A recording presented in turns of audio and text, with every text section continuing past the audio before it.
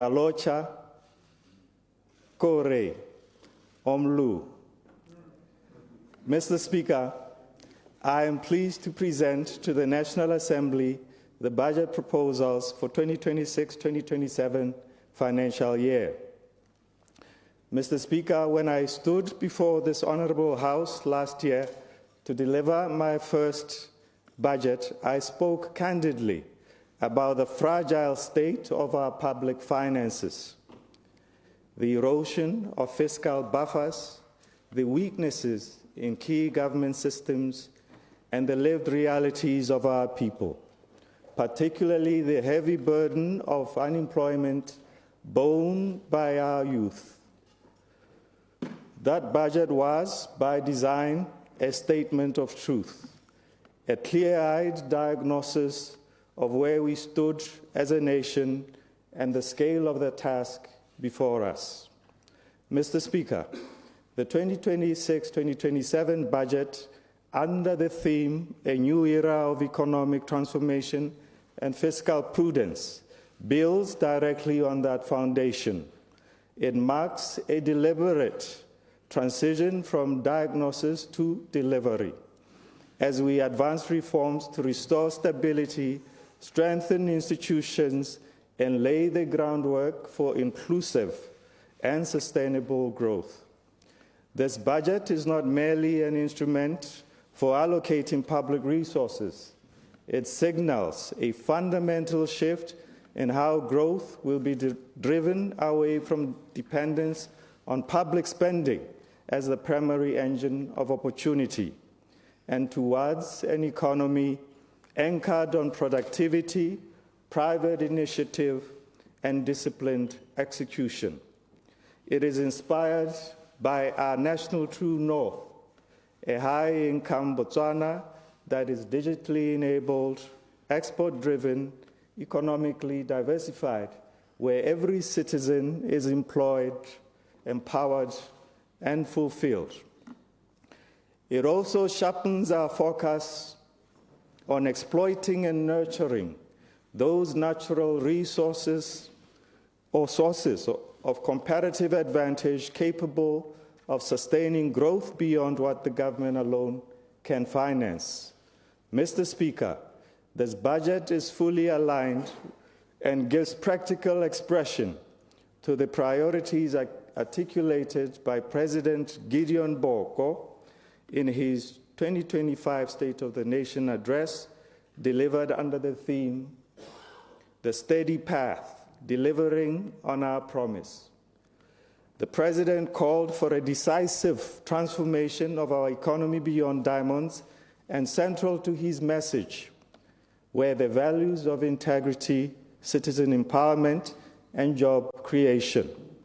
The 2026-2027 budget translates this national vision into a concrete policy choices, resource allocations, and institutional reforms designed to deliver inclusive growth, restore confidence, and create sustainable opportunity for all Botswana.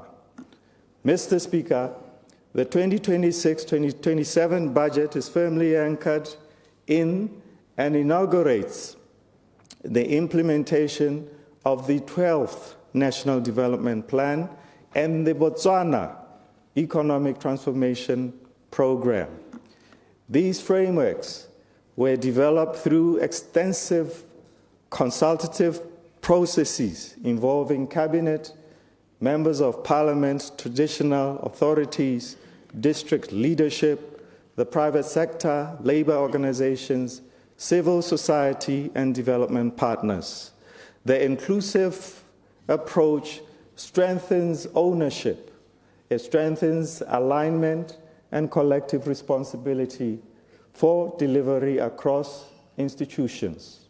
Crucially, the Botswana Economic Transformation Program represents a decisive break from an earlier development approach in which government identified the problem, designed the solution, and largely financed the reform.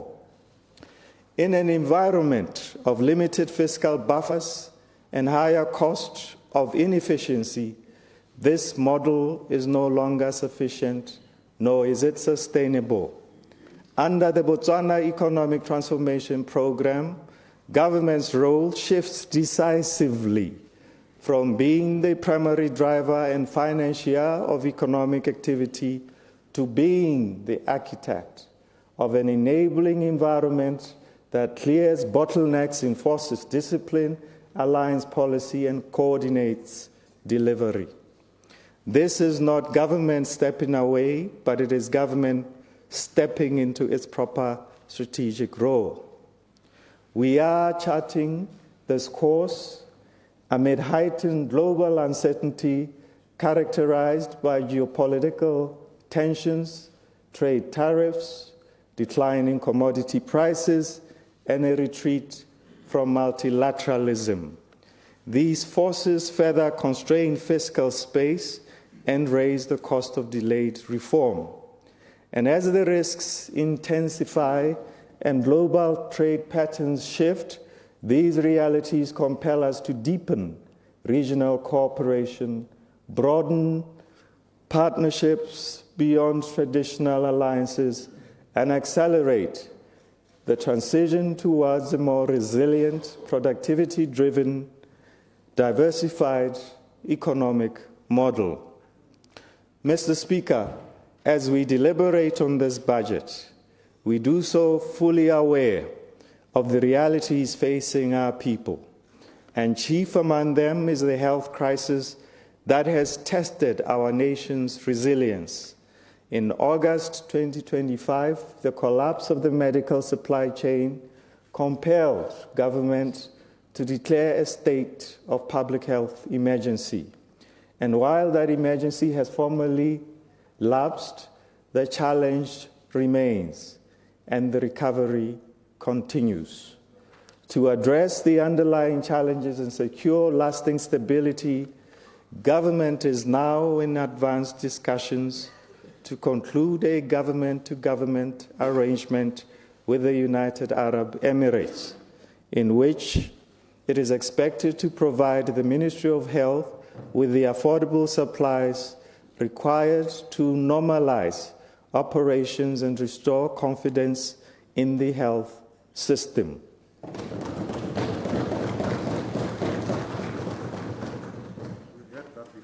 Mr. Speaker, at a time when our nation is already navigating significant economic and social pressures, the outbreak of the foot-and-mouth disease in Zone 6B has emerged as a dark cloud over our agricultural sector and the rural livelihoods of our people. Foot-and-mouth, Mr. Speaker, is a devastating animal disease, carrying severe economic consequences through production losses, through high containment costs, and through prolonged restrictions on access to international markets. Government has and will continue to respond swiftly and decisively. Available resources have already been mobilized, and a National Emergency Operations Center has been established to coordinate a national response aimed at containing the outbreak and preventing its spread to the other zones. In the immediate term, Mr. Speaker, an amount of 97 million has been availed for this emergency operation. This response is specifically designed to avert the risk of cross-border incursion from South Africa and neighboring countries, while simultaneously preventing further transmission within Botswana.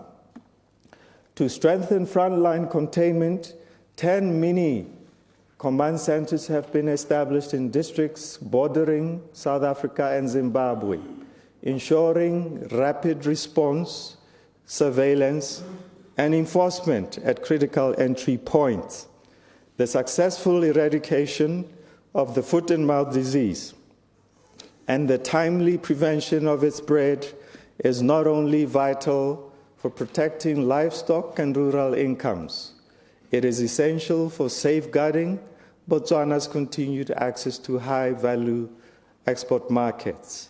In particular, Mr. Speaker, it underpins our eligibility to trade under the SADC European Union Economic Partnership Agreement, which provides duty-free, quota-free access to one of the world's most lucrative markets. Mr. Speaker, the resilience of Botswana is well known. The financial and in-kind contributions made by government, together with the active participation of farmers, of communities, and all stakeholders in this national effort, stand as a clear testament that in times of adversity, Botswana come together. United in purpose, we will overcome this challenge and protect the integrity of our agricultural economy and our standing in global markets. Mr. Speaker, before finalizing the 2026-2027 budget, we undertook targeted consultations with local authorities, with the youth, and with general stakeholders. We also received valuable inputs from labor unions, from the business community, from civil society organizations, and other stakeholders, as well as through our online call, which attracted more than 1,000 responses. I express sincere gratitude to the men and women of our country and the institutions who contributed to this process. Mr. Speaker, all the submissions received matter. They reaffirm that Botswana do not seek to be passive recipients of policy, but that they seek to be active co-authors of our national journey. And while not every proposal could be implemented within the budget cycle, we have already begun adopting those submissions where immediate implementation is feasible, while others are undergoing detailed analysis to inform policy beyond the budget cycle. I wish to assure all who share their views that every submission is being taken seriously. We will transparently reflect on these inputs. We will distill the key themes that have emerged and produce a comprehensive sentiment report to guide our ongoing efforts to transform Botswana in a manner that is inclusive, responsive, and firmly grounded in the aspirations of our people. Mr. Speaker, some of the contributions strengthened initiatives already within our planning pipeline, giving us confidence to accelerate execution where consensus is clear, such as the thoughtful policy brief from the Youth Climate Council Botswana on the establishment of a dedicated National Climate Change Authority. Mr. Speaker, similarly, it emerged that our people hold strong views, very strong views, Mr. Speaker, about the poor coordination and the poor conditions of public infrastructure, including our schools, our hospitals, our clinics, and the roads which they rightly regard as unacceptable. Government shares this sentiment fully and agrees that the state of these critical public assets must urgently be addressed. And therefore, it is proposed that for 2026-2027 financial year, maintenance be allocated 1.85 billion to rehabilitate and preserve existing government assets, including schools, health facilities,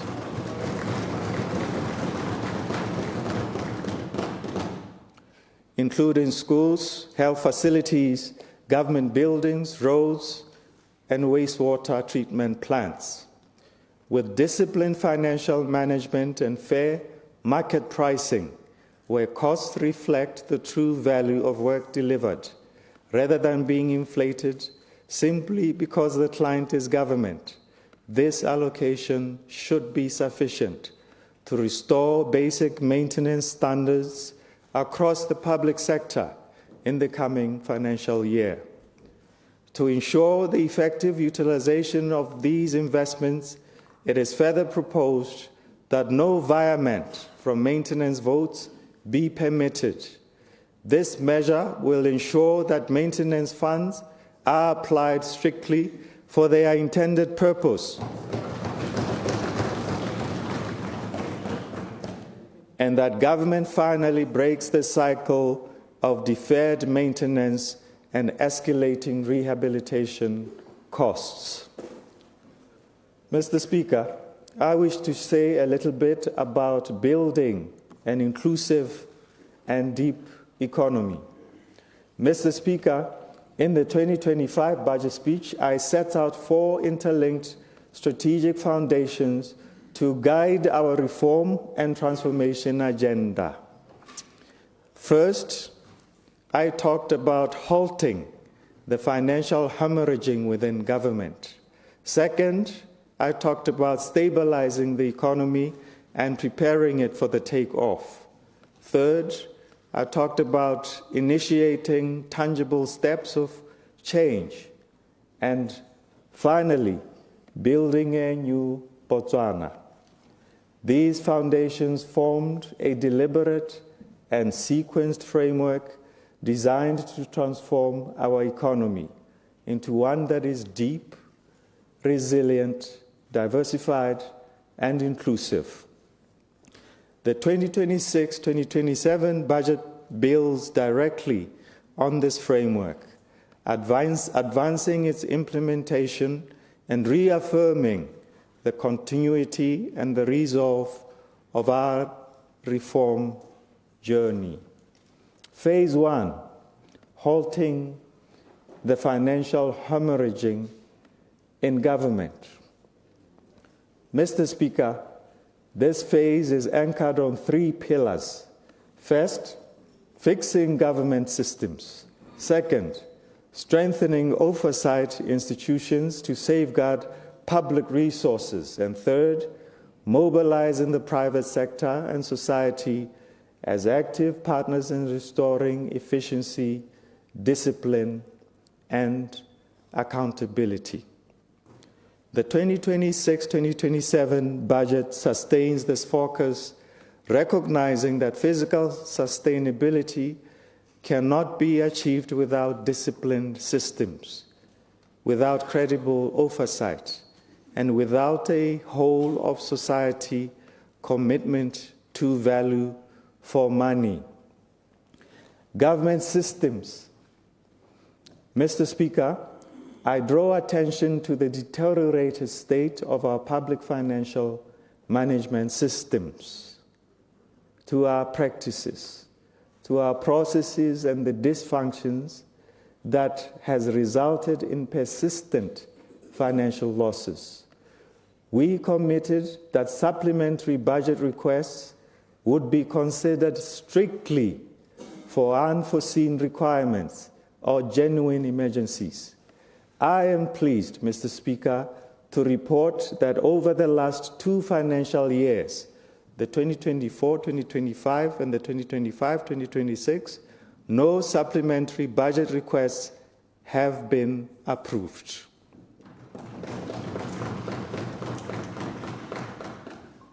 Where line ministries sought additional funding, they were required to prioritize these needs within their respective approved allocations.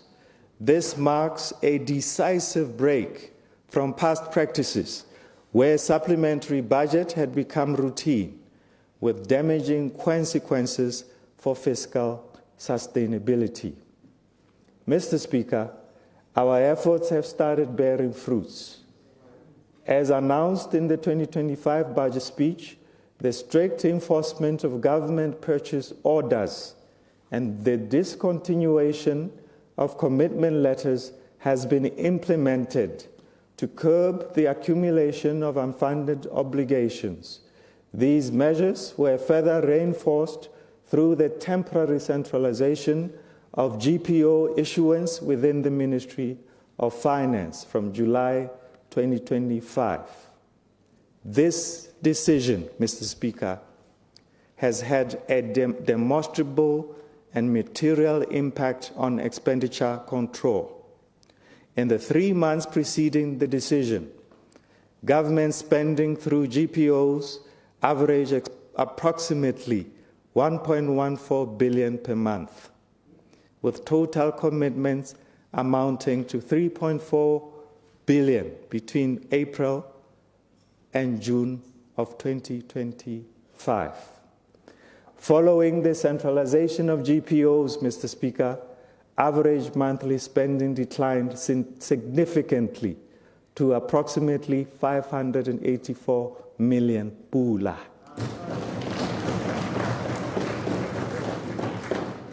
Between July 2025 and January 2026, or 49% reduction in monthly expenditure levels. Cumulatively, this moderation in spending reflects a substantial tightening of commitment controls and confirms that centralized oversight has been effective in curbing non-essential procurement, improving expenditure discipline, and reducing fiscal leakages across the government. Further expenditure, Mr. Speaker, further expenditure containment has been achieved through the implementation of travel moratorium, covering both domestic and international travel, alongside tighter control on overtime payments. These measures underscore the tangible impact of disciplined expenditure management. Mr. Speaker, these immediate control measures are being complemented by deeper structural reforms to modernize the procurement system. And in line with the reform agenda outlined in last year's budget speech, Cabinet approved the National E-Procurement Strategy in June 2025, providing a clear and sequenced roadmap for transitioning from manual to fully digital procurement. Implementation of the National E-Procurement System is progressing steadily, with the system expected to be fully operational before the end of 2026-2027 financial year. Once completed, this flagship reform will significantly strengthen governance. It will restore transparency, integrity, and enhance efficiency and value for money across the entire public procurement cycle. Mr. Speaker, in the last budget, we committed to introducing the Efficiency in Process Initiative, a reform positioned as a cornerstone of our broader fiscal consolidation agenda. We have made limited progress in some aspects of this initiative, particularly integrating our systems to support efficient revenue collection, as well as strengthening the institutional and human capacity required to collect revenue effectively. And notwithstanding these challenges, Mr. Speaker, government remains steadfast in advancing this reform. Mr. Speaker, in line with the initiative, extensive consultations were undertaken with 9 ministries during the preparation of the 2026-2027 budget. These consultations resulted in the revision and partial revision of existing user fees and service charges, as well as the introduction of new cost recovery items aligned with the principle of fairness and value for money. And as we deepen this reform through technical cooperation, we are confident that the Efficiency in Process Initiative will play a critical role in strengthening revenue mobilization, reducing fiscal leakages, and supporting our broader objective of building a more efficient, disciplined, and fiscally resilient public sector. Mr. Speaker, we are determined, and we have started, and efforts have been undertaken for a comprehensive review of a development manager model as part of our broader effort to halt financial hemorrhaging and restore value for money. The DM model was introduced in 2023 with a clear and noble objective to address long-standing initiatives or inefficiencies in project delivery intended to accelerate implementation and improve coordination across complex infrastructure programs. Indeed, Mr. Speaker, in several jurisdictions internationally, this model has delivered positive outcomes. However, in Botswana's context, a comparative assessment of projects that were to be implemented under the DM model against those delivered through conventional approaches reveals unacceptable cost differentials.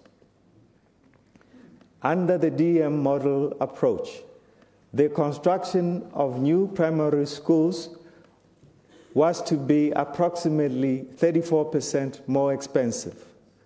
A principal hospital project recorded a cost variance of over 56%, amounting to more than 630 million, while road projects were on average 11% more costly. Following a full review of all DM projects and contracts, only 16 projects were found to be advanced and are currently under implementation, while 132 projects have been suspended at conceptualization stage. Mr. Speaker, the experience with the DM model has exposed systemic weaknesses that must now be decisively addressed. And these include ad hoc decision-making, inadequate cost-benefit analysis, weak project selection and appraisal processes, poor adherence to established control frameworks, and limited institutional capacity to conceptualize and execute mega infrastructure projects. Botswana's history of underperforming mega projects makes it clear that business as usual is no longer an option. Mr. Speaker, the government has adopted a more structured, evidence-based approach to project execution. Through the Botswana Economic Transformation Program, a set of strategically significant and transformative government projects underwent rigorous analysis. The process brought together all stakeholders from government and the private sector, resulting in shared consensus on implementation models, on risk allocation, and on credible cost estimates. Mr. Speaker, government remains firmly committed to ensuring that every strategic project, including transformational initiatives such as the Chobe Zambezi Water Transfer Scheme, rail infrastructure projects, the upgrading of A1 and the National Digital ID program, are executed correctly at the right cost and in full compliance with the public finance management legal framework. Mr. Speaker, this commitment applies equally to projects delivered through the public-private partnership, PPP, arrangements. And while PPPs do not require upfront capital outlays by government, they create binding long-term fiscal commitments and contingent liabilities as government is obligated to repay private sector investment over the life of the contract, typically spanning 15 to 30 years. These obligations must be transparently budgeted for and prudently managed. Fiscal discipline, transparency, and accountability in project selection, in project structuring, and execution are therefore non-negotiable. Mr. Speaker, the identified transformational and strategic project in the BTEP will serve as the foundation for correcting past failures, for institutionalizing best practice, and deliberately building a new culture of project delivery in Botswana. A culture anchored on value for money, a culture anchored on integrity, a culture anchored on results. And to all those entrusted with the responsibility of executing these projects, government officials, implementing agencies, and current and future investors, I urge you to place the interests of Botswana and Botswana first. Reflect on how country-changing and life-changing it will be if these strategic projects are delivered at the right costs, are delivered with integrity, and with the speed not only for today's citizens, but for future generations of Botswana. I implore you to tap into the same spirit with which our forefathers drove Botswana's early transformation, with limited resources but a profound sense of duty. They built institutions, they built infrastructure and trust that laid the foundation of our nation. And over time, we have lost some of these elements. We have lost that spirit. Let us therefore hold one another accountable and recommit to a standard of governance worthy of the people we serve. Mr. Speaker, allow me to say a little bit about strengthening governance and oversight. Mr. Speaker, the first session of the 13th Parliament registered substantial progress through the enactment of 26 bills. This bold legislative agenda aimed at modernizing governance, strengthening institutions, and positioning Botswana for a more inclusive and resilient future. Mr. Speaker, government has commenced the review of the Public Procurement Act 2021 to align it with the global best practices and strengthen transparency and accountability.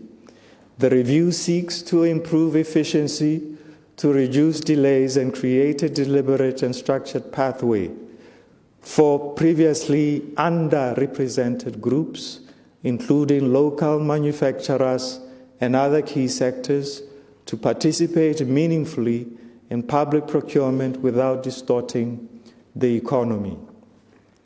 Mr. Speaker, the review of the Public Finance Management Act 2011 is in its final stage. It aims to strengthen accountability, oversight, management, and control of public funds. Further, it aligns the Act with the requirements of the public finance management reforms and ensures compliance with international best practices, including anti-money laundering and counter-terrorism financing standards. Mr. Speaker, the review of the Financial Reporting Act 2020, which commenced in October 2025, will introduce regulatory measures to promote fair competition between multinational and local audit firms.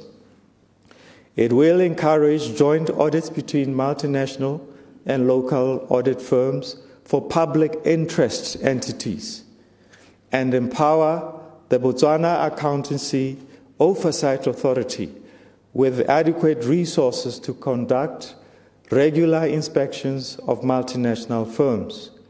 The review of the Public Procurement Act, the Public Finance Management Act, and the Financial Reporting Act will be tabled during the 2026-2027 financial year.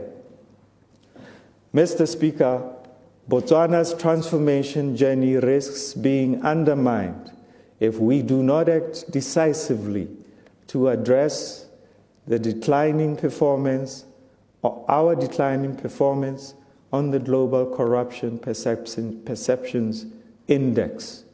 To this end, urgent steps are being taken to operationalize the independence of the Directorate of Corruption and Economic Crime, and in parallel, this review and repeal of the Corruption and Economic Crime Law is underway and is expected to be finalized during the 2026-2027 financial year.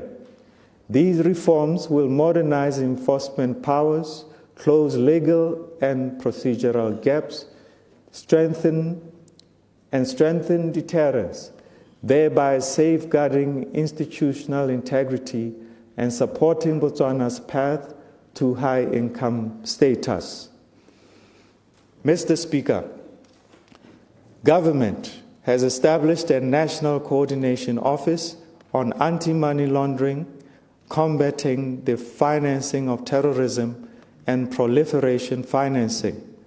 This important milestone comes at a defining juncture as Botswana intensifies preparations for the Eastern and Southern Africa Anti-Money Laundering Group mutual evaluation scheduled for January 2027. The establishment of this office demonstrates government's resolve to adopt a whole-of-government approach to financial crime management. The office serves as the central mechanism driving national coordination, strengthening interagency collaboration, and ensuring that Botswana's legal, regulatory, and institutional frameworks fully comply with the Financial Action Task Force requirements. Mr. Speaker, the National Risk Assessment and recent mock evaluations point to a scenario that requires our collective and urgent attention. They reveal persistent weaknesses, including inadequate customer due diligence, insufficient verification of beneficial ownership, and cases lost due to evidentiary and procedural shortcomings.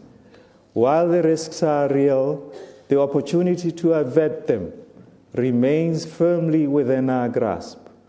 With decisive action, strengthened coordination, and the collective commitment of the government, the private sector, regulators, and all relevant stakeholders, Botswana can still turn the tide.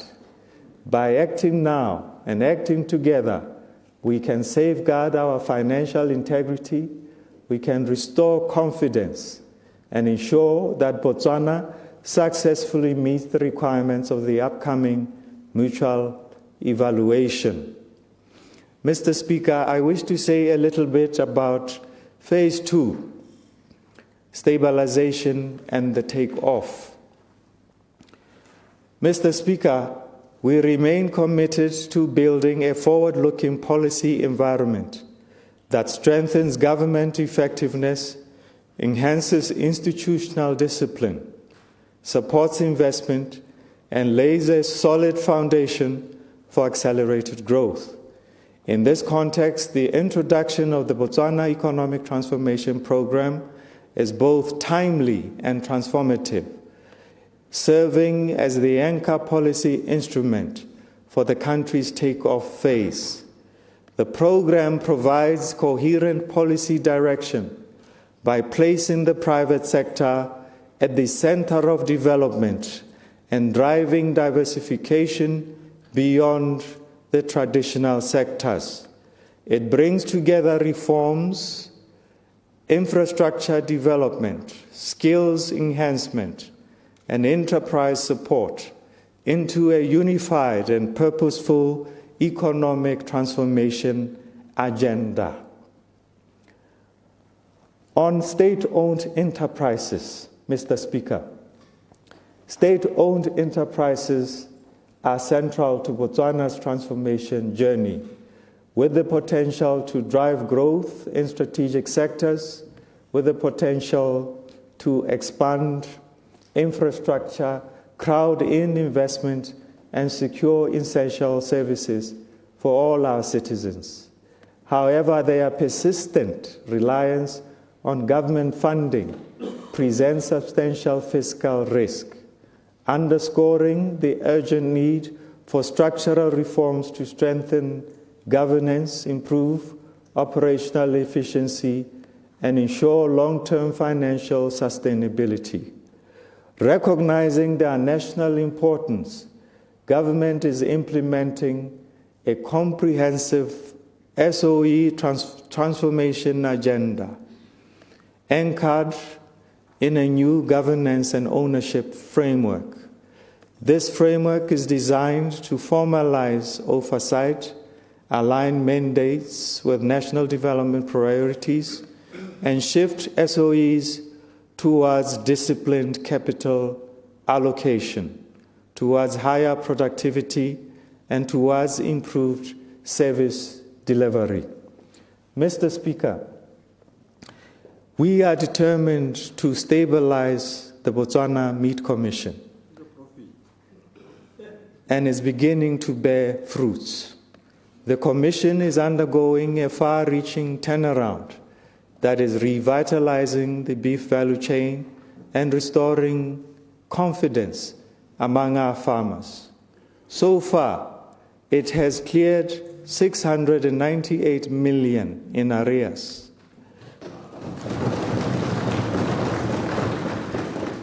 It has strengthened internal controls and it has achieved significant operational gains, including a 22% increase in throughput at Gaolathe plant and a 31% rise in revenue to 1.04 billion on a year-on-year basis.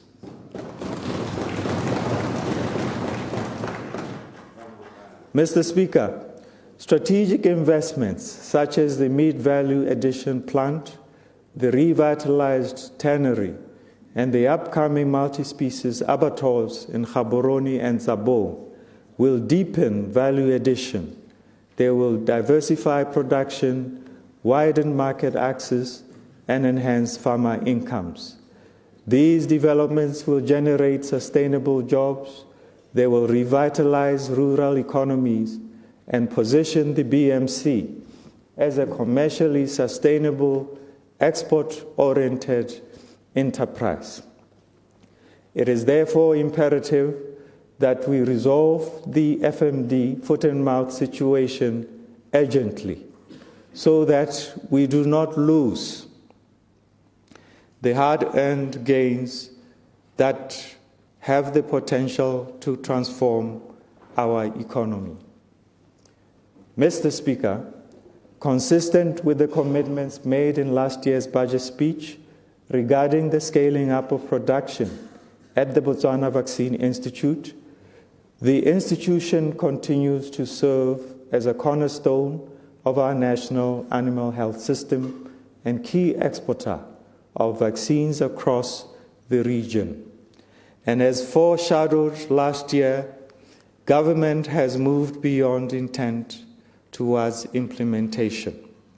To address aging infrastructure and unlock additional capacity, a new blending and filling lab is currently under development and is expected to be completed in the 2026-2027 financial year. The investment will significantly increase production capacity, will ensure full compliance with good manufacturing practices, and enable the diversification of vaccine products thereby positioning the BVI to strengthen regional supply chains and contribute meaningfully to export-led growth. Mr. Speaker, government is laying the foundation for long-term agriculture-led industrialization and inclusive job creation, with the National Agricultural Research and Development Institute, NARDI,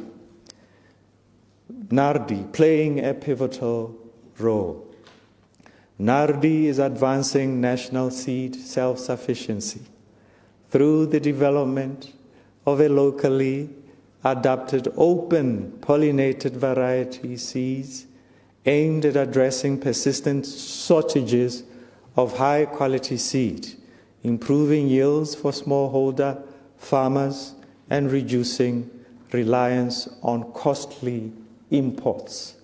During the 2026-2027 financial year, government will upgrade NARDI laboratories towards accreditation, expand testing capabilities, and modernize the seed processing plant.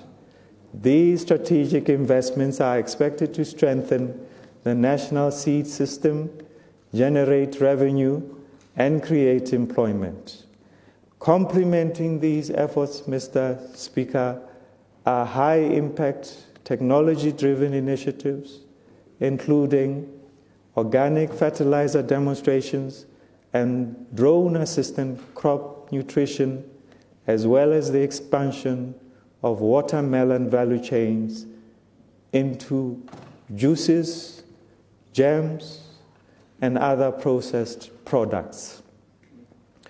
Collectively, these interventions underscore a clear national direction of transforming SOEs into disciplined, high-performing institutions, deepening value addition and export competitiveness, and accelerating job creation. Mr. Speaker, I wish to say a little bit about the Phase 3, tangible steps of change. Fostering economic diversification. Mr. Speaker, government's sustained efforts to deepen Botswana's integration into global markets are beginning to yield tangible and measurable outcomes. We have successfully secured market access to fresh citrus exports to 17 international destinations, including the European Union, Canada, the United Arab Emirates, South Africa, Russia, Hong Kong, reflecting the strengthening of our trade relationships and growing confidence in Botswana's agricultural standards and export capacity.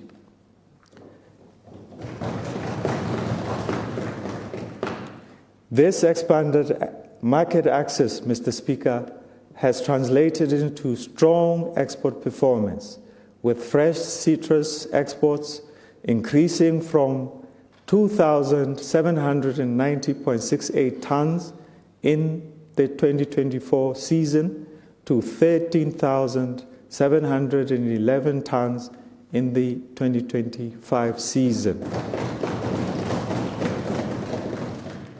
This represents growth of over 390% and creates significant income and employment opportunities for local producers. Mr. Speaker, government continues to play a facilitative and strategic role in the process by engaging targeted trade negotiations with key economies, including South Korea, the United States of America, China, and India, with the objective of unlocking additional export markets.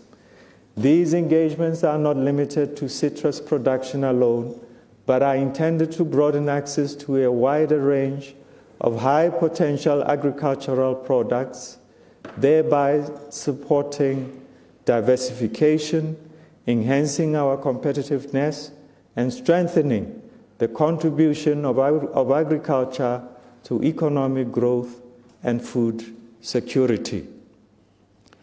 Mr. Speaker, government continues to make significant progress in advancing its mining sector diversification agenda, with the Khoemacau copper mine expansion launched, supported by secured financing and expected to employ up to 5,500 people at peak construction in the coming financial year. The development of a battery-grade manganese is similarly on track, as Menzi Battery Metals has completed key demonstration-level milestones and is nearing completion of the definitive feasibility study. Implementation of the National Mineral Resources Exploration, Exploitation, and Value Chain Development Strategy is underway. Mr. Speaker, government has commissioned a feasibility study to assess the unbundling and corporatization of Botswana power generation assets, currently held by the Botswana Power Corporation, BPC. The study aims to determine the preferred unbundling model, to outline the necessary institutional and governance arrangements, and evaluate the legal, regulatory, and financial implications of the proposed restructuring. Once completed, government will consider the findings and provide policy direction on the most viable model to pursue, guided by the objectives of ensuring energy security, improving electricity affordability, and increasing private sector participation in the power sector. Mr. Speaker, government remains committed to positioning Botswana as a regional energy hub, both as a reliable exporter of power and as a catalyst for new industries such as data centers that require stable, high-capacity electricity. To advance this ambition, Mr. Speaker, the National Integrated Resource Plan has been revised upwards to deliver an additional 1.5 gigawatts of renewable energy between now and the first quarter of 2027. To operationalize this vision, government is implementing the Botswana Power Roadmap outlined in the revised Integrated Resource Plan IRP 2025. As part of this effort, a number of IPPs have since been engaged to deliver projects covering both renewable energy and coal thermal power generation. Mr. Speaker, implementation of the 600 megawatt Mamabula coal-fired plant is on track, and the first 150 megawatts is expected by December 2026. And the full 600 megawatt is expected to be delivered by June 2029 as planned. The government has commissioned the 100 megawatt solar PV plant in Madinare and 3 small grid tied projects in Bubonong, Shakawe, and Khanzi. In addition, the 100 megawatt solar PV plant in Jane is scheduled for commissioning in March 2026, with additional small-scale projects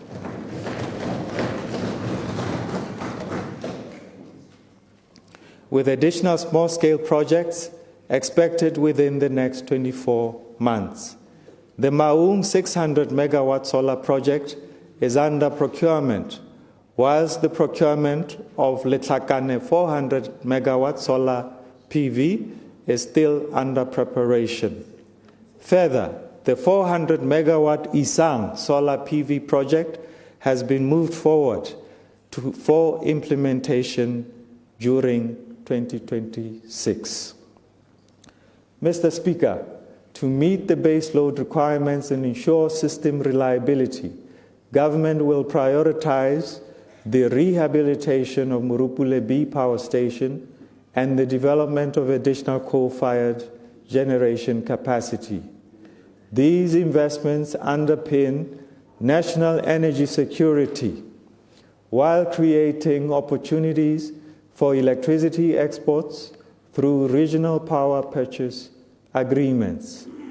All these efforts are expected to stimulate industrialization, support economic diversification, and position Botswana as a competitive and reliable energy supplier in the region. Mr. Speaker, the tourism sector is already demonstrating its capacity to mobilize private investment and create jobs across the country. During the 2025-2026 financial year, government facilitated the allocation of 5 tourism sites and concession areas in Ngamiland and Makgadikgadi National Park, attracting envisaged capital investment of more than 360 million pula. These projects are expected to create over 500 jobs and generate rentals for community trusts, directly strengthening local economies. Mr. Speaker, in addition, the fast-tracking of 11 lease renewals covering 27 lodges in Ngamiland has unlocked further investment potential, estimated at 800 million pula, while safeguarding more than 1,500 existing jobs. These developments underscore tourism's growing role as a driver of employment, of citizen participation, and private sector-led economic diversification. Mr. Speaker, under the Botswana Economic Transformation Program, tourism is being repositioned as a catalytic investment-led sector through a pipeline of 21 high-impact projects that we hope will diversify products, deepen value chains, and expand employment opportunities. Collectively, these projects are designed to increase visitor numbers, raise per visitor spend, stimulate private capital investment, and create jobs across hospitality, construction, transport, creative arts, and services sectors. Mr. Speaker, let me say a little bit about Phase 4, Building a New Botswana. Mr. Speaker, as government drives economic transformation, we recognize that getting land administration right is one of the most powerful levers for change in the lives of our people and the economy at large. It is for this reason that in the 2026-2027 financial year, government will commence the modernization of Botswana's land administration systems through the Geospatial Information Center. This marks the first phase of a 4-year program to upgrade the land information system, to strengthen integrated geographic information systems, and enhance governance and project management capacity across the land sector. This transformation, Mr. Speaker, directly addresses long-standing challenges, including outdated systems, fragmented data, weak interagency coordination, and delays in the issuance of secure land titles and their registration under the Deeds Registry. Mr. Speaker, this reform is both people-centered and transformation-driven. For citizens, it will mean clearer processes, it will mean reduced waiting times, it will mean fewer disputes, it will mean timely access to secure land titles, enabling families to plan, to inherit with certainty, and to use land as collateral to access finance.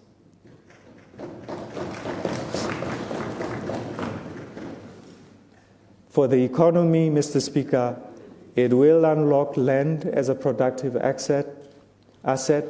It will accelerate project approvals. It will improve investment facilitation, and it will support the shift towards a more diversified private sector-led model. Mr. Speaker, in the previous budget, we committed to establishing a local commodity trading platform as a key intervention to ensure fair and transparent pricing for agricultural produce. Since that announcement, Mr. Speaker, substantial groundwork has been undertaken to translate this commitment into a viable and credible market institution. In this regard, during the 2026-27 financial year, government will launch the Botswana Mercantile Exchange, BMX,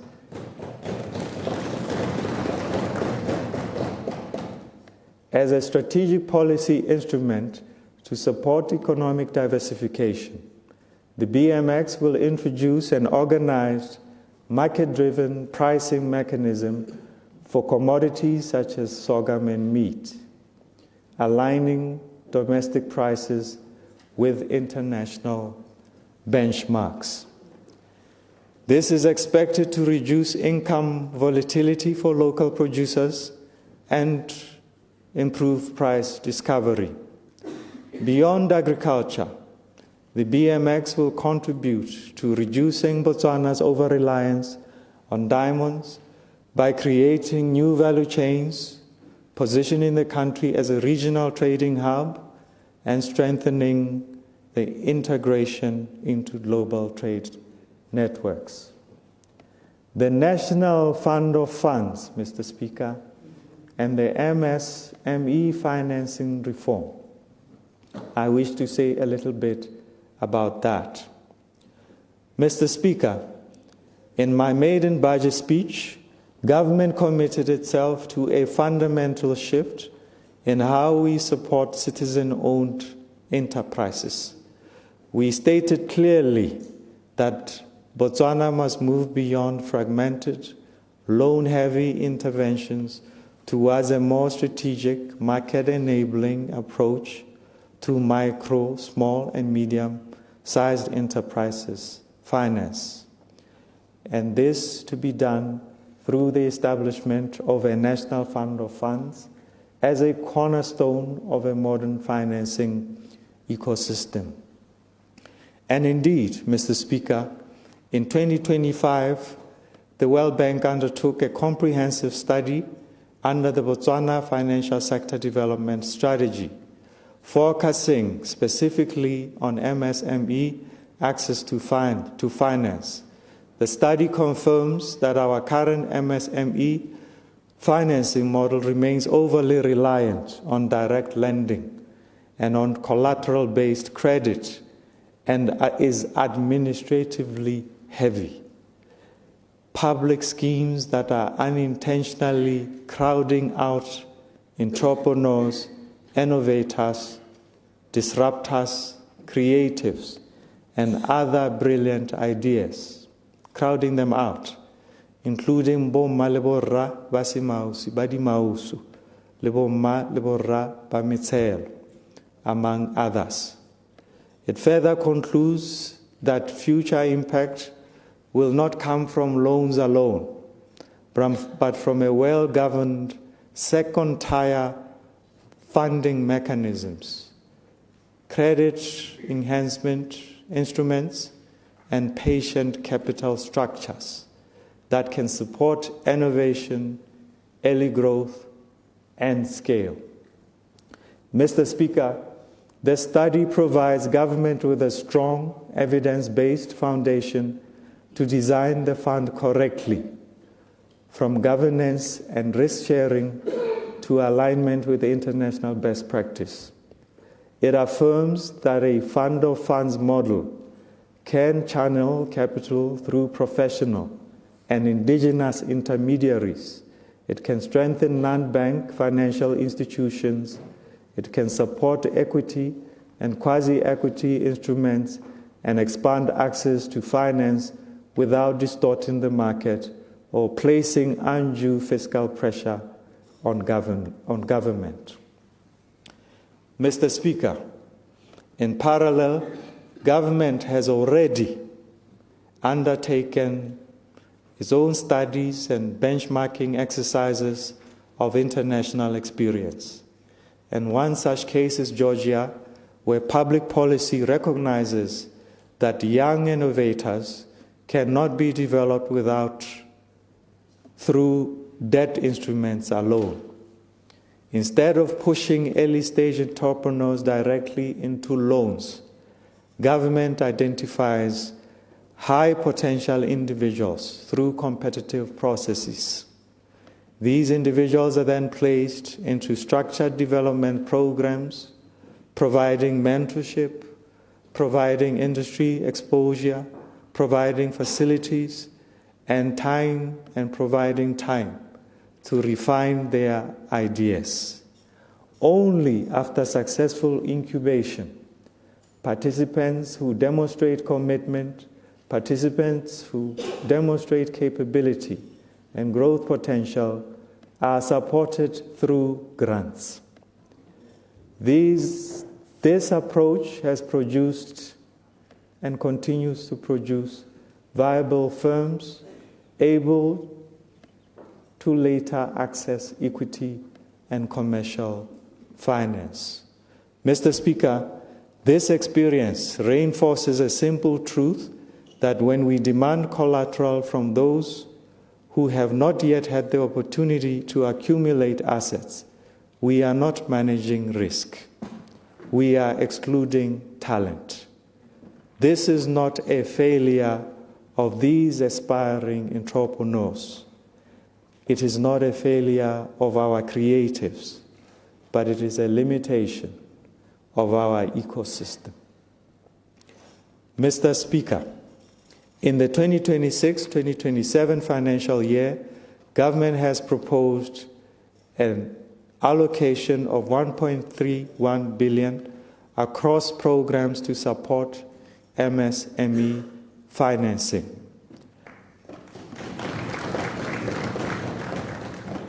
However, this level of funding remains insufficient to fully address the diverse and often complex needs of the MSME sector. To bridge this gap, government will continue to work of establishing the National Fund of Funds, which is expected to be operational in the 2027-2028 financial year. Mr. Speaker, the groundwork for the establishment of a fully fledged Botswana Sovereign Wealth Fund is underway. The process will include the enactment of a comprehensive legislative framework that regulates governance, investment policies, and institutional safeguards in alignment with the Santiago Principles, of which Botswana is one of the original architects. The fund, which marks a significant milestone in our fiscal and economic reform, will serve as a stabilization buffer during periods of economic volatility, enabling governments to smoothen revenues and safeguard fiscal sustainability. The fund will also ensure that national wealth is preserved, grown, and deployed in a manner that delivers lasting value for current and future generations. It will also serve as a strategic instrument to advance economic diversification and stimulate job creation. Mr. Speaker, I wish to say a little bit about advancing transformation.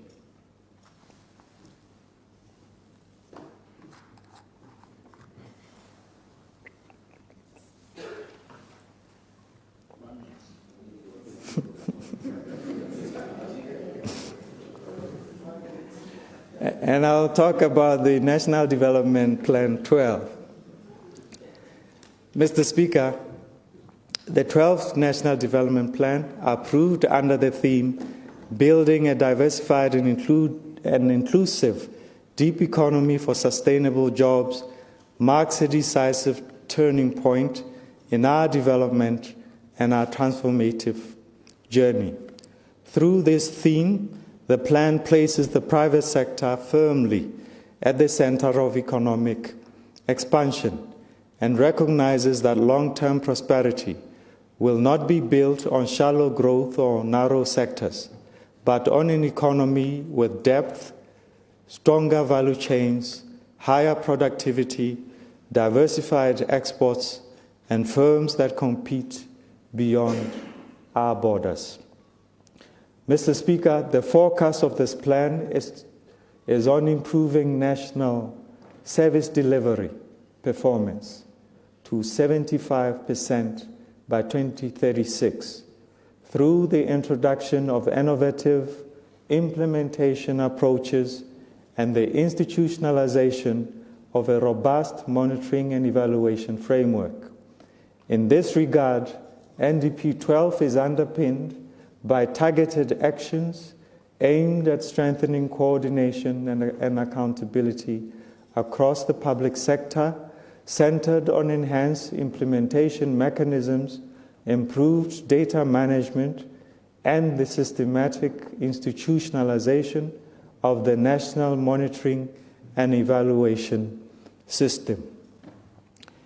Mr. Speaker, let me say a little bit about the Botswana Economic Transformation Program. Mr. Speaker, the Botswana Economic Transformation Program is a special program within the National Development Plan, which is focused on accelerating transformation through structured delivery. Through the Botswana Economic Transformation Program, BTEP, we have moved beyond broad aspiration into a phase of disciplined, results-driven execution. The program applies rigorous project preparation and transparent performance matrix, ensuring objective evidence-based project selection, clear accountability for delivery with each of the BTEP projects, having its own 3-feet implementation plan and continuous performance monitoring. Mr. Speaker, BTEP identified 186 projects and initiatives across 6 economic priorities, namely agriculture, manufacturing, financial services and digitalization, infrastructure, tourism, energy and mining, and 3 social sectors, that is healthcare, education, and social protection. The program, which developed a specific true north for each sector, has the potential to unlock more than 500 billion in cumulative investments, create more than 512,000 jobs, and transition Botswana towards a high-income, export-driven, and digitally enabled economy by 2036.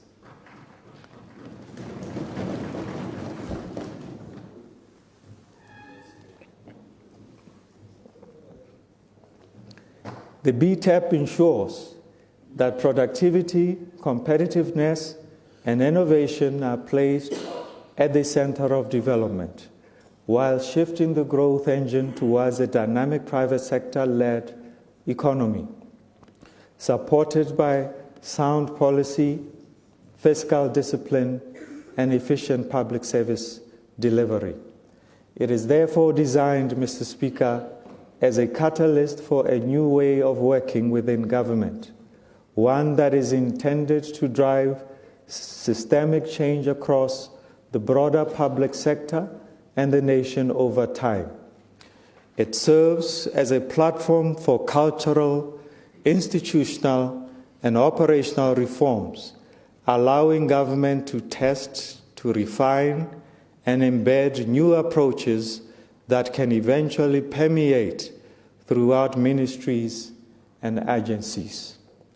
Mr. Speaker, while NDP 12 defines national priorities and long-term direction, BTEP has translated some of these priorities into 186 bankable, executable projects supported by enabling reforms and coordinated delivery pathways. To achieve this, the BTEP Secretariat goes beyond the traditional implementation frameworks. It plays an active role in driving reforms, supporting projects that require financing by facilitating land and regulatory processes, and unblocking constraints to ensure that priority projects move from concept to execution. Mr. Speaker, this new way of working is intentionally ring-fenced to protect its effectiveness. Ring-fencing allows BTEP to operate with greater agility, with accountability, and with focus, creating conditions for a new performance-driven culture. With the right safeguards and strong endorsement from the highest political leadership, this culture is expected to be successfully demonstrated within BTEP and then progressively diffused across government, enabling both inward and outward flows of reform and learning. Mr. Speaker, the BTEP represents our resolve to do things differently, to do things faster, to do things smarter, and to do things with measurable impact. It is a strategic vehicle for long-term fiscal sustainability and economic resilience. And through targeted interventions and continuous monitoring, the program will enable Botswana to scale up new industries that can compete regionally and globally. This marks a deliberate shift from business as usual approach to results-driven approach, where implementation is rapid, is agile, and is action-oriented. Mr. Speaker, during the 2025-2026 financial year, significant progress was achieved. This includes successful completion of the BTEP labs, which convened stakeholders from government, private sector, academia, civil society to co-create high-impact sector interventions. The BTEP Secretariat, which is ring-fenced within the Ministry of Finance, acts as a central delivery engine for BTEP projects and reports to the Vice President and the President of the Republic of Botswana, President Gideon Boko. And he gets an update every single week. The Secretariat coordinates actions, monitors, progresses, and removes bureaucratic barriers and removes bureaucratic barriers. Furthermore, a public-facing digital platform or portal offers real-time access to project information and investment opportunities for the public and stakeholders. It is already in place. By publishing transformative BTEP projects on the public digital portal, government has deliberately opened access for ordinary citizens and project proponents to a global pool of investors. This transparency has enabled locally driven initiatives under BTEP to be visible beyond national borders, positioning them for private sector financing and partnerships. Since its launch, the platform has attracted strong interest from both domestic and international investors, expanding the funding pipeline for BTEP projects and stimulating concrete discussions and commitments. In doing so, the portal has elevated Botswana's development agenda onto the regional and global stage, reinforcing government's strategic shift toward a private sector-led, export-oriented economy.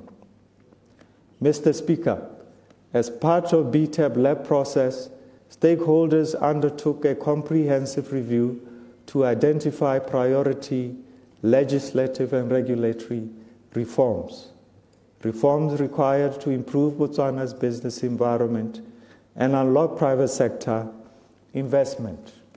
These reforms cut across key sectors, including energy, agriculture, financial services, and manufacturing, infrastructure, education, and healthcare. Mr. Speaker, relevant ministries are actively working on the identified amendments and regulatory changes to remove bottlenecks, improve ease of doing business, and enhance competitiveness. Government will provide periodic updates on the progress of these reforms, and they are central to creating a conducive environment for investment, for job creation, and the successful implementation of BTEP. Mr. Speaker, allow me to acknowledge the recent announcement of a significant financial sector reforms aimed at improving liquidity, enhancing payments efficiency, and expanding financial inclusion, which support the broader economic transformation agenda. Mr. Speaker, I wish to say a little bit about national priorities for 2026-2027 financial year. Mr. Speaker, let me say a little bit about export growth and the diversified economy. Mr. Speaker, government is steadfast in its resolve to advance the private sector as a central driver of a diversified export-oriented economy and sustained economic resilience. This commitment is consistent with deepening private sector participation, enhancing enterprise competitiveness, and accelerating the growth of scalable firms with strong export potential. Mr. Speaker, agriculture is being repositioned from subsistence and import dependence to a modern export-oriented agro-industrial sector built on value chains, agro-processing, and regional and global market access. Under BTEP, we are implementing 26 transformative agriculture projects that focus on crop and livestock production and processing, cold chain and logistics, and market access. Through clustering, processing hubs, and integrated logistics, Botswana aims to convert its land, its water, and its farmer base into competitive exports in meat, horticulture, nutraceuticals, and high-value crops.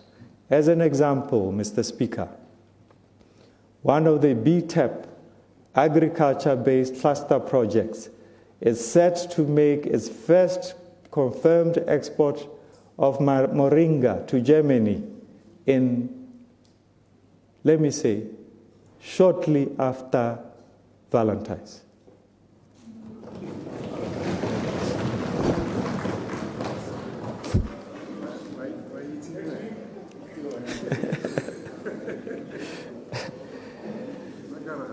I was being poetic in trying to say before end of February.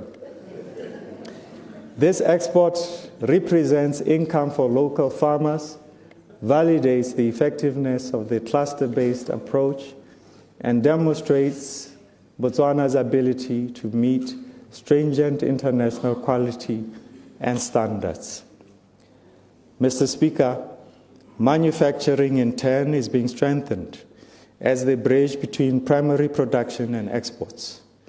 Under BTAP, we have prioritized 22 manufacturing projects that are focused on intensive assembly-based manufacturing, resource-based heavy industry, as well as clean technologies and precision manufacturing, linking agriculture, mining, and energy into higher value goods. BTAP is expanding industrial processing and manufacturing capabilities into higher value manufactured goods that retain value within Botswana, deepen supply chains, and create skilled employment. This shift, Mr. Speaker, moves our economy decisively up the value chain and reduces vulnerability to external shocks. Mr. Speaker, substantial progress has been made in land servicing and construction of 4 advanced factory units at the SES Retsekhama Airport, SESA, representing a combined investment of 714 million pula. To further strengthen this momentum, government is developing a grain dryer-related facilities at the Pandamatenga SESA at a total cost of 63 million pula to support agro-industrial value chains. Mr. Speaker, the revised National Investment Strategy, scheduled for completion by March 2026, will serve as a key instrument for advancing inclusive and geographically balanced economic growth. The strategy aims to decentralize investment by embedding local economic development approaches, developing district-specific investment profiles, and strengthening competitive value chains. By adopting this context-specific district focus, the strategy aims to reduce existing growth disparities, accelerate development in historically underdeveloped districts, and ensure that all districts advance towards comparable levels of development. Mr. Speaker, implementation nationwide by the Botswana Investment and Trade Center in partnership with local authorities. This approach will enhance private sector participation, it will strengthen business linkages, it will unlock investment opportunities beyond major urban centers, and accelerate export growth and economic diversification across all districts. Mr. Speaker, government will continue to strengthen investor facilitation through BITC and the Botswana One-Stop Service Center. Ongoing reforms aimed at simplifying permits, licenses, approvals, and the direct issuance of investor visas will significantly reduce regulatory bottlenecks. It will fast-track project implementation and further enhance Botswana's overall ease of doing business. Mr. Speaker, significant progress has been made to enable the private sector to fully leverage the opportunities presented by the African Continental Free Trade Area, AFCFTA agreement. A key milestone in this regard is the completion of a national AFCFTA implementation strategy for Botswana in July 2025. The strategy identifies the country's areas of comparative advantage to support economic diversification while also outlining priority value chains that can be developed to enhance Botswana's trade potential within the AFC-FTA framework. This milestone strategically positions Botswana to tap into the vast African market of 1.3 billion people, unlocking opportunities for export diversification, value chain integration, and broader economic gains. Mr. Speaker, I wish to say a little bit about human capital and social development.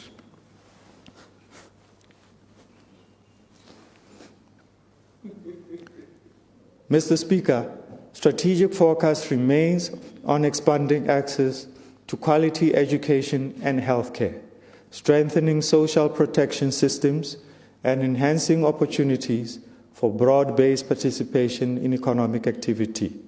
This commitment supports the development of a capable and adaptable workforce, promotes social inclusion, and reinforces national resilience. And under BTAP, this focus is being translated into a coordinated pipeline of high-impact social sector projects that fundamentally reposition human capital as the primary driver of productivity, inclusion, and long-term economic resilience. In this regard, BTAP is implementing 54 projects and initiatives across education, healthcare, and social protection, each designed to strengthen the foundation of a productive and resilient society. Mr. Speaker, I wish to say a little bit about enhancing education. Mr. Speaker, the government has consistently demonstrated a strong commitment to human capital development through substantial investment in education. Botswana allocates 7.1% of GDP to the sector, among the highest levels for upper middle-income countries in the region. However, education outcomes have not kept pace with this level of investment, resulting in a persistent mismatch between spending and performance. This efficiency gap poses a serious constraint on Botswana's long-term growth trajectory. Weak human capital outcomes suppress labor productivity. It limits employability and undermines the country's ability to diversify and shift towards higher value, knowledge-intensive industries. Closing this gap requires improving the efficiency and effectiveness of education spending, ensuring that investments are tightly aligned with labor market demands and skills required in a modern, technology-driven economy. Strengthening the impact of education investments is essential to unlocking Botswana's full potential and building a workforce capable of driving sustained economic growth and structural transformation. Mr. Speaker, to elevate the standard of technical and vocational education and training, TVET, we have introduced 3 pivotal instruments. The first, the Tertiary Education Financing Policy, a new Higher Education Act, and a dedicated Technical and Vocational Education and Training Act. This comprehensive legislative and policy framework is designed to modernize governance, enhance quality assurance, expand access, and ensure sustainable funding. Together, these measures will forge an equitable, high-quality and forward-looking tertiary system, one that directly fuels Botswana's human capital development and drives our long-term economic transformation. Mr. Speaker, complementing this policy reform, the BTEP Education Transformation Program aims to deliver system-wide change through flagship initiatives such as the National Education Blueprint, the TVET revitalization, and the establishment of multidisciplinary TVET centers of excellence. These interventions, Mr. Speaker, align curricula with industry demand, embed digital and green skills, and reposition TVET as a first-choice pathway into productive employment. By 2030, these reforms are expected to have significantly reduced youth unemployment and the rate for those not in employment, education and training, NEET, while supplying industry with job-ready skills critical for economic diversification. I can see Mr. Maele smiling. Further through this, Mr. Speaker, government is committed to elevating the role of TVET graduates by embedding them in strategic functions such as government facility maintenance and fleet operations and the manufacture of protective equipment. This will convert training into practical work experience and demonstrate through real delivery the economic value of vocational training.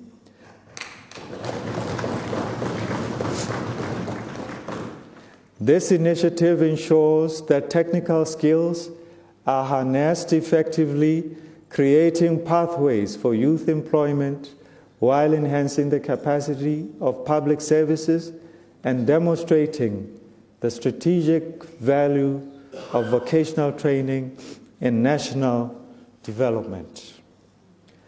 Mr. Speaker, let me say a little bit about transforming the healthcare system.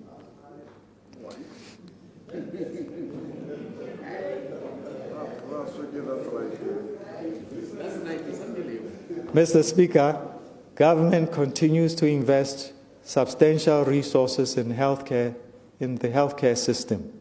However, these expenditures have not yet translated into commensurate improvements in disease outcomes. Analysis shows that a significant share of health spending is driven by diseases that are both costly to treat but largely preventable. To address this challenge, government is shifting healthcare approach toward a stronger primary healthcare system. By prioritizing early detection, timely intervention, and effective prevention, primary healthcare should curb the progression of disease, reduce avoidable hospitalizations, ease pressure on secondary and tertiary facilities, and lower reliance on specialized care. Mr. Speaker, this shift is expected to improve health outcomes while enhancing efficiency and sustainability in healthcare financing. Mr. Speaker, the government has embarked on a comprehensive reform program aimed at transforming the central medical stores into a fully modernized, performance-driven organization in the next financial year. This reform is expected to reduce government expenditure on medical supplies by 30 to 40% within 5 years through improved procurement, through efficiency and digital inventory management, as well as strategic sourcing. The transformation of CMS will significantly strengthen medicine availability, reduce wastage, and enhance the overall resilience of the healthcare system. The legislative process to modernize and strengthen governance and operating model of the CMS will commence before the end of the financial year. Mr. Speaker, government's long-term strategy to achieve universal health coverage and ensure that all Botswana have equitable access to quality health care services without financial hardship is underway. The introduction of the National Health Insurance responds to the growing pressures on the health system, including rising healthcare costs, changing disease patterns, and the need for a more sustainable and predictable health financing model. National policy formulation and extensive stakeholder consultations are ongoing. The resulting National Health Insurance Policy will provide the basis for the National Health Insurance Bill, which is scheduled to be tabled during this current parliamentary sitting.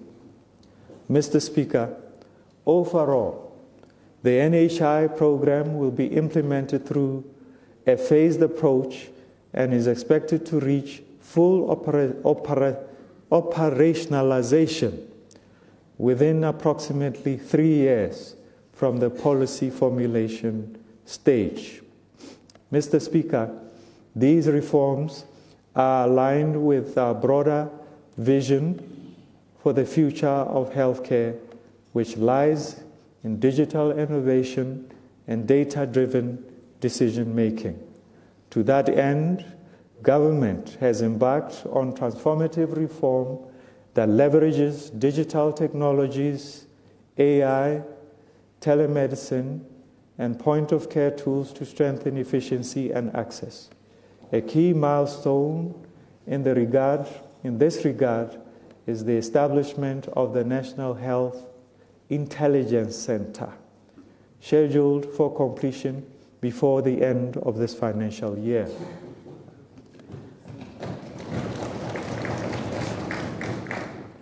This center will serve as a national platform for collecting, processing, and analyzing real-time health data across all levels of health workers in villages to tertiary referral hospitals. This data will provide government with a comprehensive, real-time picture of Botswana's healthcare landscape, enabling evidence-based planning and policy development.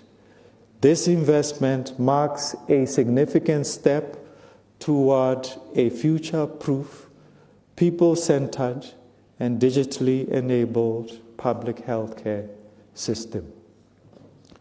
Mr. Speaker, a little bit about enhancing social welfare.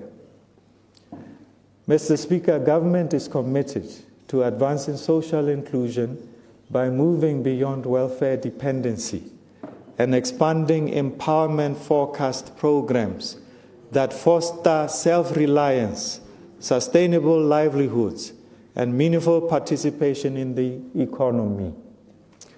Mr. Speaker, the Ikageng Public Works Program modernizes and upgrades the former Ipelegeng program into a skills-focused national public works initiative aimed at generating employment, especially for the youth and women, while enhancing community-level productivity. It represents a decisive shift from welfare-based relief to a performance-driven public employment model in which remuneration is linked to productivity, adherence to quality standards, and measurable outputs. Strategically aligned with TVET pathways and labor market requirements, as well as national productivity objectives, this program ensures that participants acquire market-relevant skills that improve their employability or support their transition into sustainable self-employment. Mr. Speaker, through extensive nationwide consultations, Ikageng prioritizes locally identified and economically productive projects in sectors such as agriculture, tourism, and manufacturing, with significant potential for value addition, for job creation, and inclusive growth. This focus, Mr. Speaker, is further strengthened by the Constituency Community Projects, CCP, which advances empowerment, social inclusion, and poverty reduction while supporting local economic development. Together, Ikageng Public Works Program and CCP create a coherent and community-driven development pathway that broadens economic opportunities. Mr. Speaker, I wish to say a little bit about integrating key infrastructure. Mr. Speaker, government is pursuing a coordinated, high-impact infrastructure investments across energy, water, and transport. Aligned to BTEP's True North, infrastructure is being delivered in an integrated, as an integrated economic enabler, unlocking private investment, supporting diversification, and strengthening Botswana's connectivity to regional and international markets. Under BTEP, we have prioritized 26 infrastructure projects, which will build seamless connections across economic activities to position Botswana as a regional trade and investment hub. Mr. Speaker, to address water supply and sanitation challenges, government continues to expand and upgrade critical water and wastewater infrastructure. Key projects include Lobatse Water Master Plan, Kanye sanitation upgrades to Mama Shia and Molepolle treatment plants, and new water supply schemes in Molepolle, Ramotsa, Letlhakane cluster, Maitengwe, and Gaolathe. Mr. Speaker, domestic electricity generation currently meets only 63 to 70% of national demand, with imports costing approximately 3.4 billion annually. Government will accelerate implementation of the revised integrated resource plan through new generation projects, independent power producers, and expanded transmission infrastructure. Mr. Speaker, substantial investment continues in roads and transport infrastructure to improve mobility, trade, and access to services. Projects include urban road upgrades in Tlokweng, Mogoditsane, and Maung, the Sesere-Tsakama International Airport Junction dual carriageway, and major road reconstructions such as Mankgodi-Jwaneng and Natagweta.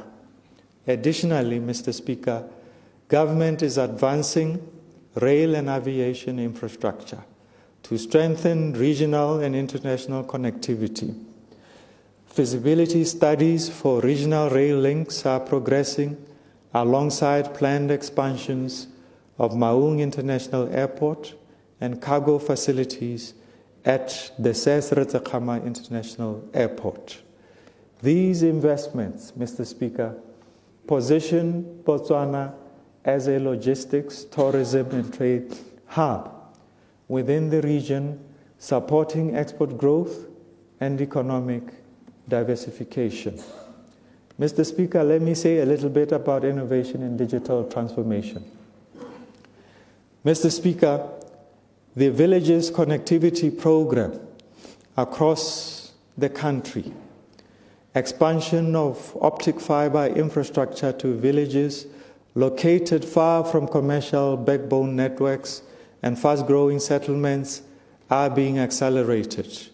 The expansion will not only improve speed and reliability, but make it affordable for households, for schools, for clinics, and for local businesses. Mr. Speaker, government remains steadfast in its commitment to making public services simpler, faster, and accessible. Accordingly, we continue to accelerate the migration of key services onto the integrated e-services platform project, the One Gov One Citizen platform. To date, 52 e-services are available online to the public, while a further 179 public-facing e-services have been developed and are undergoing integration testing, which is expected to be completed by the end of the financial year. These advancements, Mr. Speaker, will reduce queues, shorten processing times, improve service delivery, and create an enabling environment that supports enterprise activity, broad-based participation, and sustained economic expansion. Mr. Speaker, government will expedite the Botswana National Digital Identification System, which is a secure, interoperable digital ID platform. This will enable trusted authentication across public and private services. This reform will improve efficiency, it will reduce duplication, and strengthen the integrity of public systems by enhancing identity verification, combating fraud, and supporting data-driven service delivery.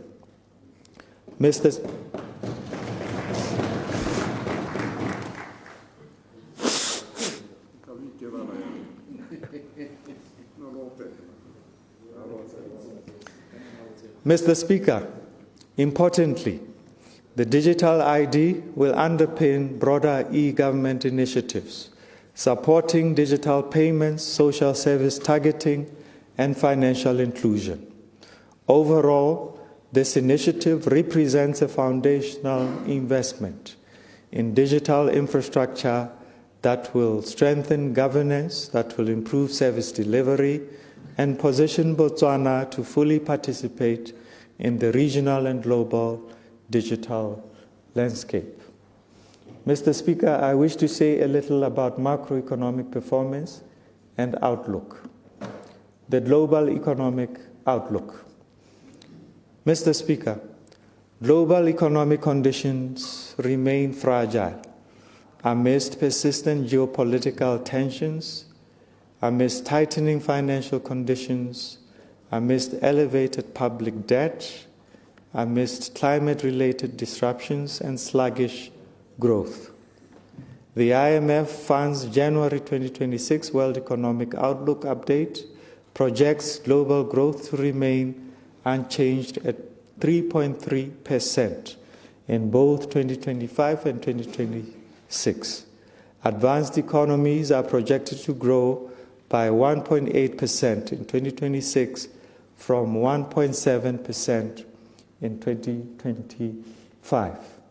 The World Economic Outlook projects growth in emerging market and developing countries to moderate from 4.4% in 2025 to 4.2% in 2026, reflecting slower momentum in key economies such as China and India.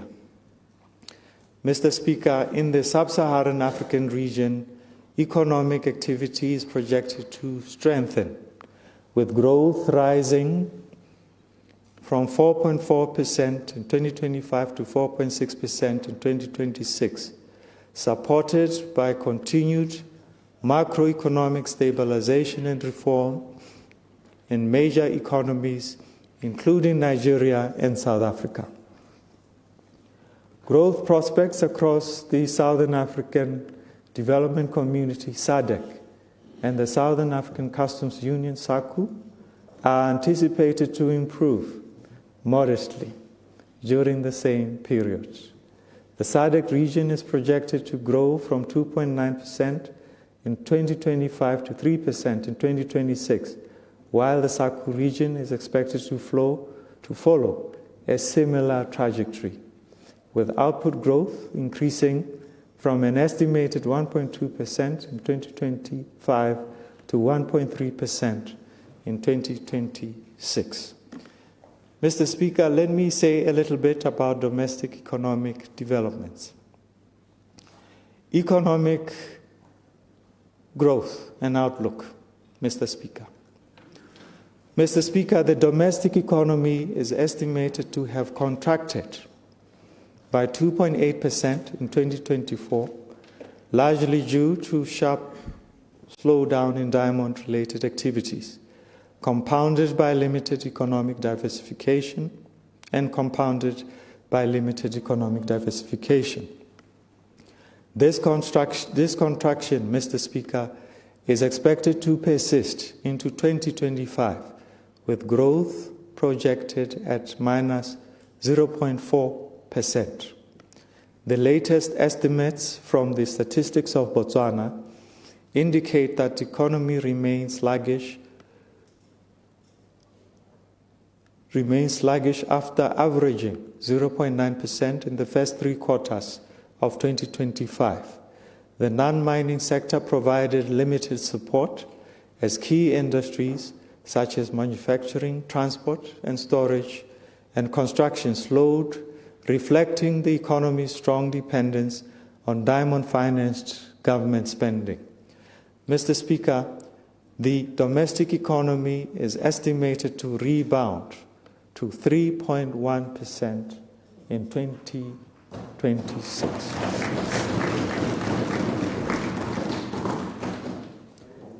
However, in the absence of decisive structural reforms, growth is likely to remain below potential in the short to medium term.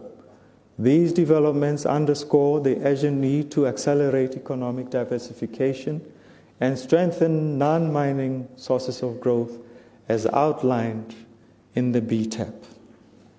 Total factor productivity, Mr. Speaker. Mr. Speaker, a key concern for Botswana's economic outlook is the persistent weakness in total factor productivity, particularly in the non-mining private sector. Total factor productivity growth in 2024 was minus 1%, down from 0.3% in 2023, reflecting inefficiencies in the use of capital and labor, slowing capital accumulation, and weak employment growth. Prior to this, Mr. Speaker, total factor productivity growth had recorded modest gains in 2021 and 2022, largely driven by post-COVID base effects. Inadequate infrastructure maintenance has reduced overall return on capital.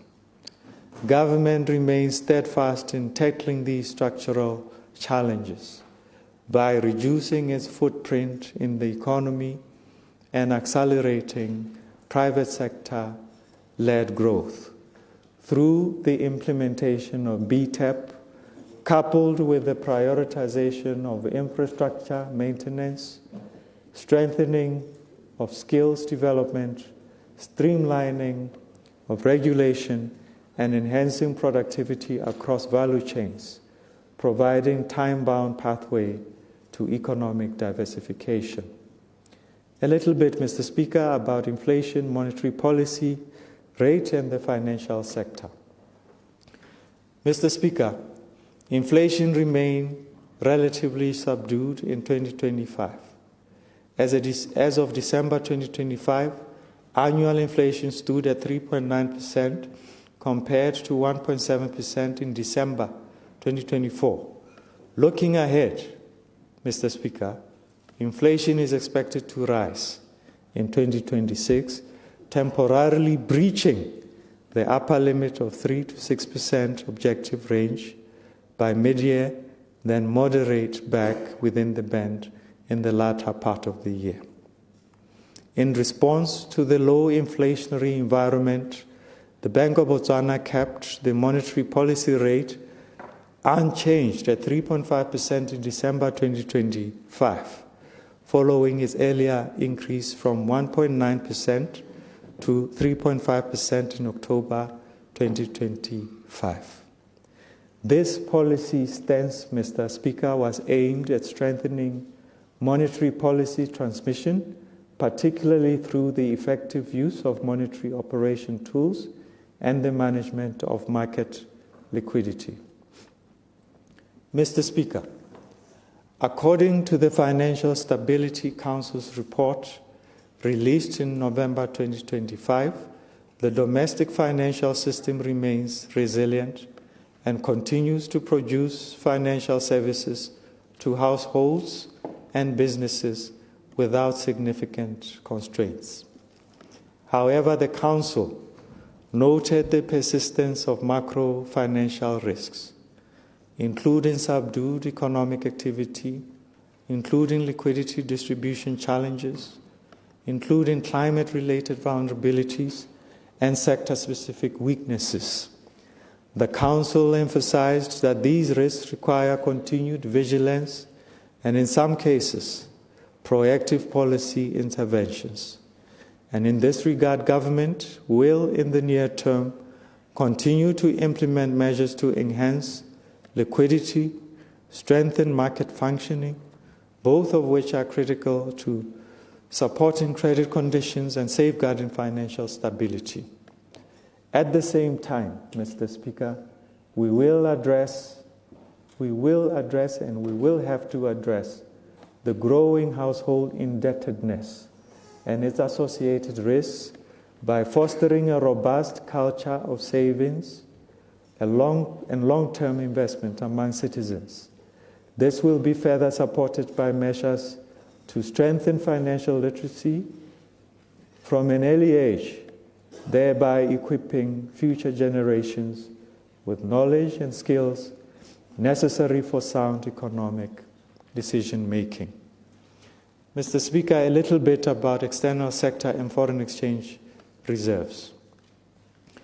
Mr. Speaker, the external sector remained under significant pressure in 2025, with the merchandise trade account recording a cumulative deficit of 15.32 billion between January and November 2025. This deterioration was a major contributor to the widening current account deficit, driven primarily by weak export earnings, alongside elevated import demand for essential commodities such as fuel and food. The overall outlook for 2025 suggests a persistence of external imbalances, reflecting subdued diamond export receipts and continued demand for critical imports. Mr. Speaker, consequently, conditions in the foreign exchange market have tightened. Official foreign exchange reserve declined from 48.1 billion in December 2024, which is 6 months of import cover, to 47.4 billion in December 2025, which is 5 months of import cover. This trajectory, Mr. Speaker, is increasingly unsustainable and poses mounting risks to macroeconomic stability. Mr. Speaker, to address these vulnerabilities and safeguard reserve adequacy, the exchange rate policy framework was recalibrated in July 2025 and January 2026. These measures were also designed to deepen the interbank foreign exchange market and support the sustainability of external balances. Their impact has been clearly positive. And as reflected by a reduction in the Bank of Botswana's foreign exchange sales to commercial banks from a monthly average of over 4 billion to 3 billion. This development is consistent with our objective of safeguarding foreign exchange reserves and indicates a more efficient and market-responsive foreign exchange environment. The interbank trading activity has also strengthened, Mr. Speaker, with transactions rising from 3.2 billion in the third quarter of 2025 up from 2.4 billion in the previous quarter, signaling improved market depth and liquidity following the policy adjustments. Mr. Speaker, without these interventions, projections show that the pace of reserve depletion would have exhausted our foreign exchange holdings completely, and I mean completely, by the first half of 2026. Further adjustments, Mr. Speaker, in January 2026 included reducing the Bank of Botswana foreign exchange buy rate from 7.5% to 3% relative to central parity, while maintaining the sell rate at minus 7.5%. The introduction of asymmetric trading margins strengthens export competitiveness by enabling exporters to receive more pula per unit of foreign currency and support foreign exchange reserve accumulation. The downward crawl rate was maintained at 7.6%, and the pula currency basket weights remained unchanged at 50% for South African rand and 50% for the special drawing rights. Mr. Speaker, overall, these adjustments are expected to continue supporting external sustainability, preserving official reserves, and reinforcing the resilience of the exchange rate regime while maintaining policy flexibility. Mr. Speaker, a little bit about net financial asset position.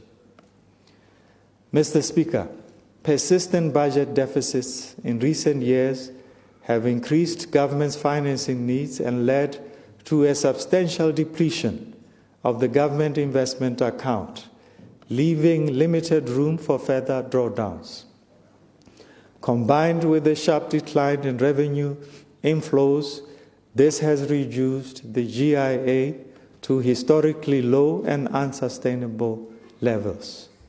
As at November 2025, the GIA stood at 2.91 billion, far below the historical peak of 37.2 billion recorded in 2014, severely constraining government's ability to rely on reserves to finance future deficits. The government net financial assets position has deteriorated significantly over the past 2 decades. In 2008, Mr. Speaker, the NFA stood at roughly 40% of GDP, but by 2024 had shifted to a negative 30.1% of GDP, reflecting a substantial drawdown of fiscal buffers and increased reliance on debt financing.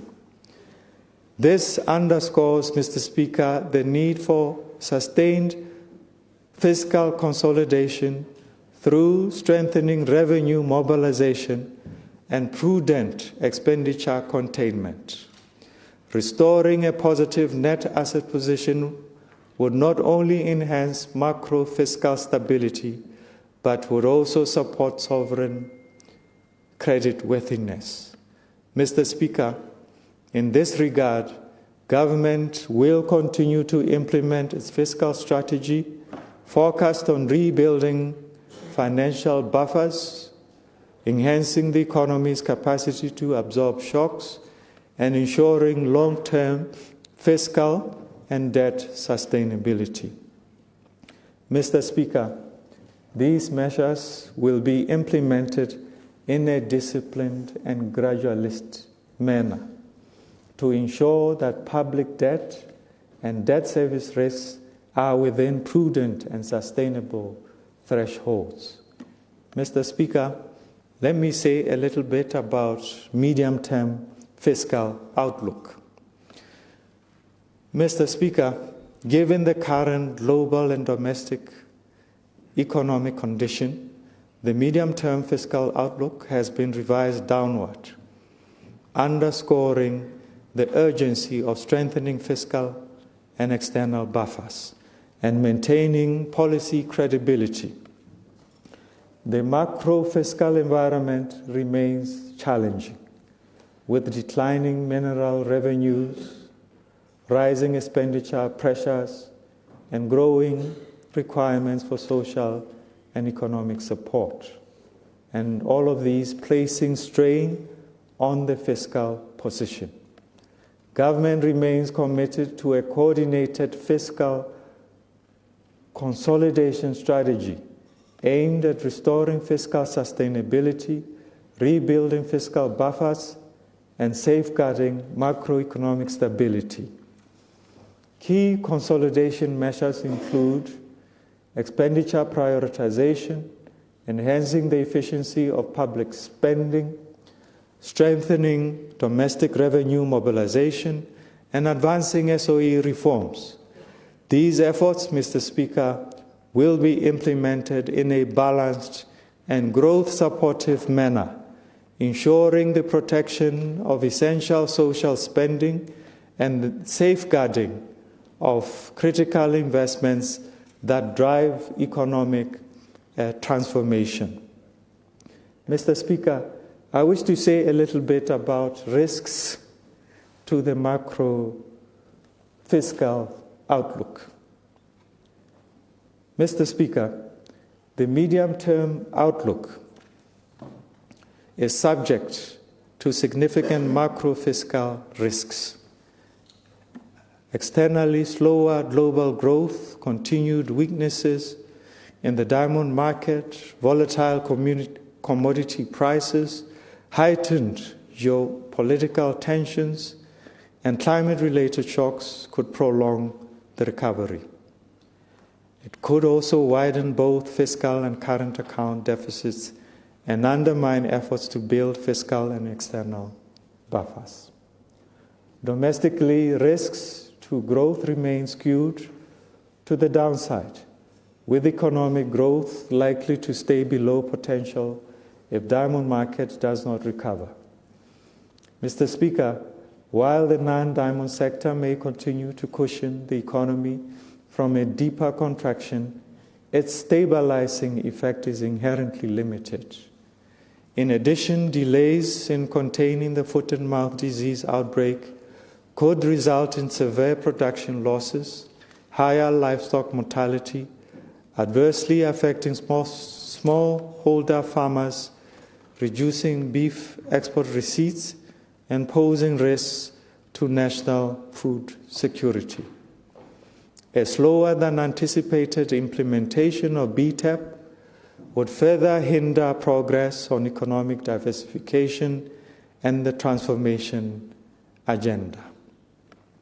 Mr. Speaker, on the fiscal front, revenue risks are mounting as mineral earnings are projected to remain well below long-term averages, with only modest upside from potential price adjustments. Mr. Speaker, this persistent shortfall is widening fiscal gaps and is intensifying financial pressures. Expenditure risks also remain elevated as both recurrent and capital spending continue to outpace revenue growth. Without a credible fiscal consolidation or structural deficits are likely to persist, increasing reliance on borrowing. And consequently, debt vulnerabilities are becoming more pronounced, with rising financial needs are placing public debt on a steeper trajectory. Although debt levels remain within statutory limits, sustained fiscal slippage would undermine debt sustainability and heighten the economy's exposure to future shocks. Other risks to the outlook include rising inflation pressures, climate-related disruptions, SOE fiscal risks, and vulnerabilities arising from weak implementation of PPP projects, cybersecurity threats, and shocks to food and energy prices. Mr. Speaker, all these could further weaken growth prospects and strain fiscal and external balances. Mr. Speaker, to mitigate these risks, government will, among others, strengthen fiscal risk management, enhance policy coordination, and accelerate economic diversification and private sector-led growth to support a more resilient, diversified, and sustainable economy. Mr. Speaker, advancing diversification, deepening private sector participation, and boosting productivity remain central to mitigating emerging risks and securing long-term fiscal and economic sustainability. Sustained medium-term growth will require accelerated implementation, economy-wide reforms across key sectors, given their potentially catalytic impact on productivity and competitiveness.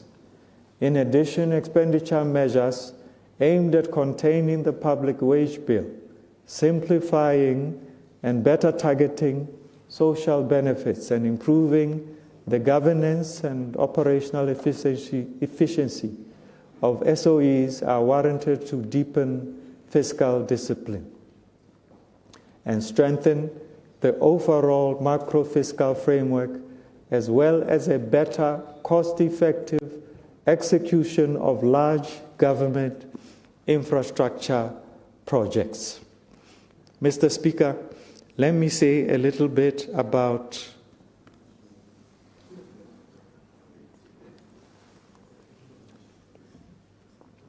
our fiscal strategy. Mr. Speaker, the 2026-2027 fiscal strategy places fiscal consolidation, discipline, and the building of buffers at the center of our policy approach.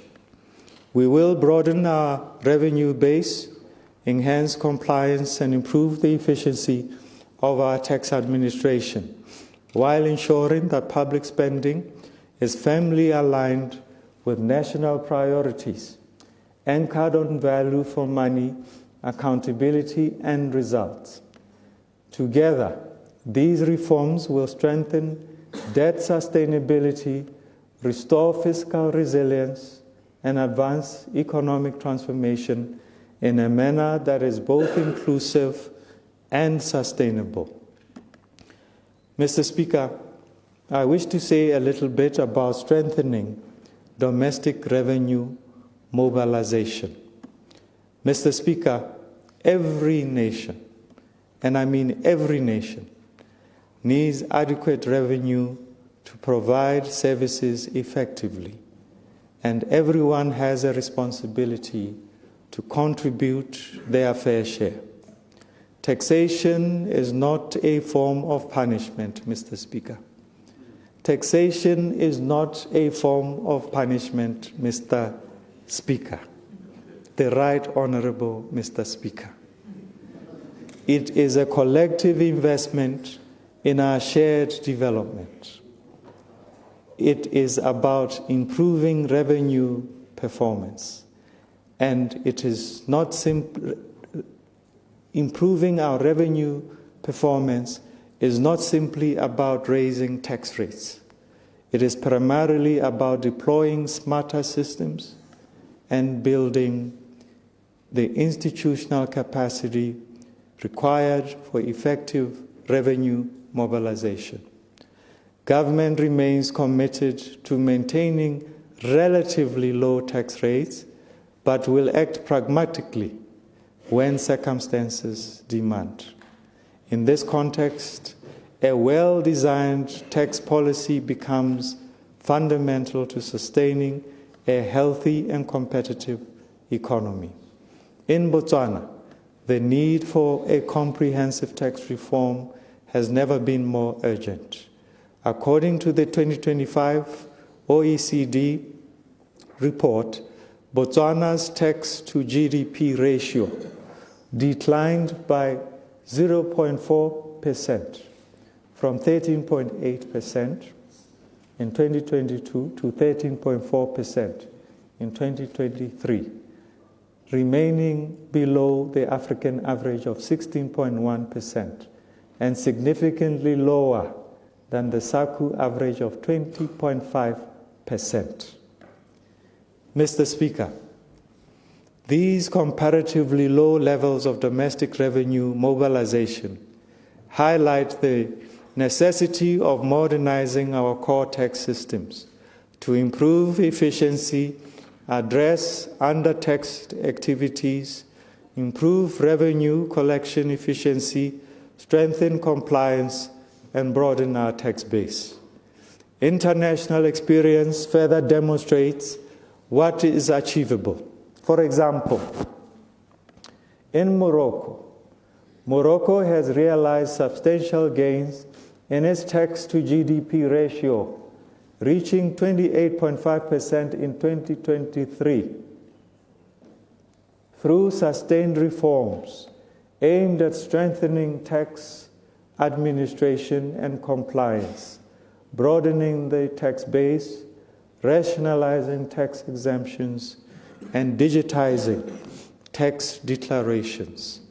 Mr. Speaker, Botswana has already embarked on a similar reform trajectory. The Value-Added Tax Act of 2025 represents a major step in enhancing revenue mobilization and modernizing the tax framework. The Act introduces VAT on remote services and mandates electronic invoicing, thereby aligning Botswana with international best practice.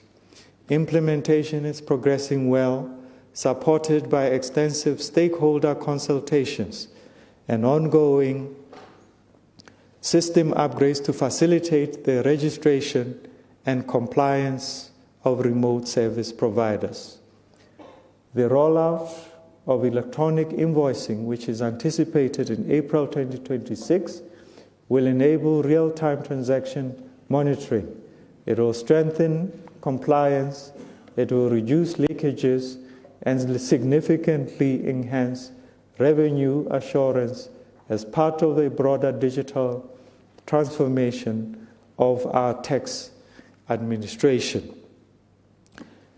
Mr. Speaker, furthermore, the government is advancing a comprehensive, multi-year legislative and operational reform agenda. During this February sitting of Parliament, 4 key pieces of legislation will be presented to this hallowed house, namely the Value-Added Tax Bill 2025, the Income Tax Bill 2025, the Customs Amendment Bill 2025, and the New Tax Administration Bill 2025. This holistic review seeks to modernize and harmonize the tax framework. It seeks to simplify procedural and administrative provisions and ensure full alignment with the New Tax Administration Act. Mr. Speaker, in the 2025 budget speech, government proposed a 1.5% increase in corporate income tax and in the last bracket of the personal income tax. Following this announcement, we received extensive feedback from stakeholders, particularly regarding the definition and perceived fairness of the top earner threshold. Government took this feedback seriously and therefore paused implementation of the measures to allow for deeper reflection, refinement, and further consultation. As a result, the revised top earner threshold is now proposed at 400,000 pula and above per annum, which will attract Mr. Speaker, the Right Honourable Speaker, an additional 2.5% tax. Additional proposals include increasing the corporate income tax rate by 3% and reducing the zero-rated list to raise the effective VAT rate. Detailed provisions of each bill will be elaborated during the forthcoming parliamentary debate, Mr. Speaker.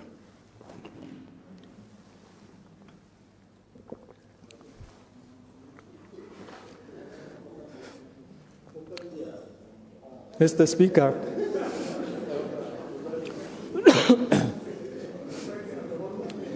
Mr. Speaker, we remain firmly committed to deepening and broadening consultation. As part of this effort, government will convene a tax bizo, bringing together business, labor, civil society, technical experts, and the general public to deliberately gather practical insights, lived experiences, and technical perspectives that may extend beyond what is immediately visible to us as policy makers. This inclusive engagement, Mr. Speaker, will support the design of a more effective, growth-friendly tax laws and operational infrastructure that minimize economic distortions, strengthen efficiency, and build public confidence. Mr. Speaker, I wish to say a little bit about public expenditure efficiency. Mr. Speaker, closing efficiency gaps can raise long-term output in emerging and developing economies by up to 7.5%, while countries that act decisively on these reforms typically secure 30 to 40% more value for money through stronger public expenditure management. The solution is not a blanket spending cut. International experience shows that an across-the-board reductions can disrupt essential services, they can undermine efficiency, and they can indeed choke economic growth. Instead, building on reforms reaffirmed in the 2025 midterm budget review, government will pursue a more strategic and targeted approach, one that identifies and eliminates inefficiencies, one that reallocates resources where conditions allow and ensures that every pula delivers measurable economic and social returns. To support this shift, service delivery will be strengthened through expanded use of digital tools and that streamline public finance operations, enhance cash management practices, and modernize procurement systems. Mr. Speaker, combating corruption remains fundamental to improving spending efficiency. These efforts will be anchored in a strengthened medium-term fiscal framework that supports a credible fiscal consolidation path. In addition, Mr. Speaker, MDAs and local authorities will be required to align their financial practices with enhanced oversight and control frameworks. This includes strict compliance with financial regulations, transparent and competitive procurement practices, prudent management of public resources, and robust internal controls. Mr. Speaker, I wish to say a little bit about public finance management reforms. Mr. Speaker, I wish to share with you the progress on key areas of accounting and reporting, public procurement, public investment management, and national budgeting. and national budgeting, which I highlighted in my previous speech. Mr. Speaker, while progress has been slower than anticipated, we are focused on completing the transition from cash to accrual accounting. The adoption of full accrual accounting will enable the preparation of government's first balance sheet, strengthening fiscal transparency, improving asset and liability management, and positioning Botswana to mobilize financing more efficiently in support of sustainable economic growth. As I've already indicated, Mr. Speaker, the rollout of a national e-procurement system represents a major step forward. The system will standardize and digitize procurement processes across central government, local authorities, and SOEs, reducing cycle times and improving competition and compliance. Mr. Speaker, over the years, while the country has invested significantly in infrastructure and development projects, gaps remain in how public investments are planned, how they are appraised, how they are implemented, and how they are monitored. Weaknesses in project selection, weaknesses in delays in execution, weaknesses in cost overruns have limited the overall impact of public spending on growth and service delivery. Waste as a result of these deficiencies is not only significant, it is immense. We will therefore leverage on the public investment management reform to improve the appraisal, the selection, and the execution of capital projects through rigorous cost-benefit analysis. Further to this, Mr. Speaker, we have also begun the mid-year spending reviews, now integrated into the budget process, to identify spending inefficiencies, assess the effectiveness of public programs, and guide informed budget reallocation decisions. Mr. Speaker, I now wish to start talking about budget performance.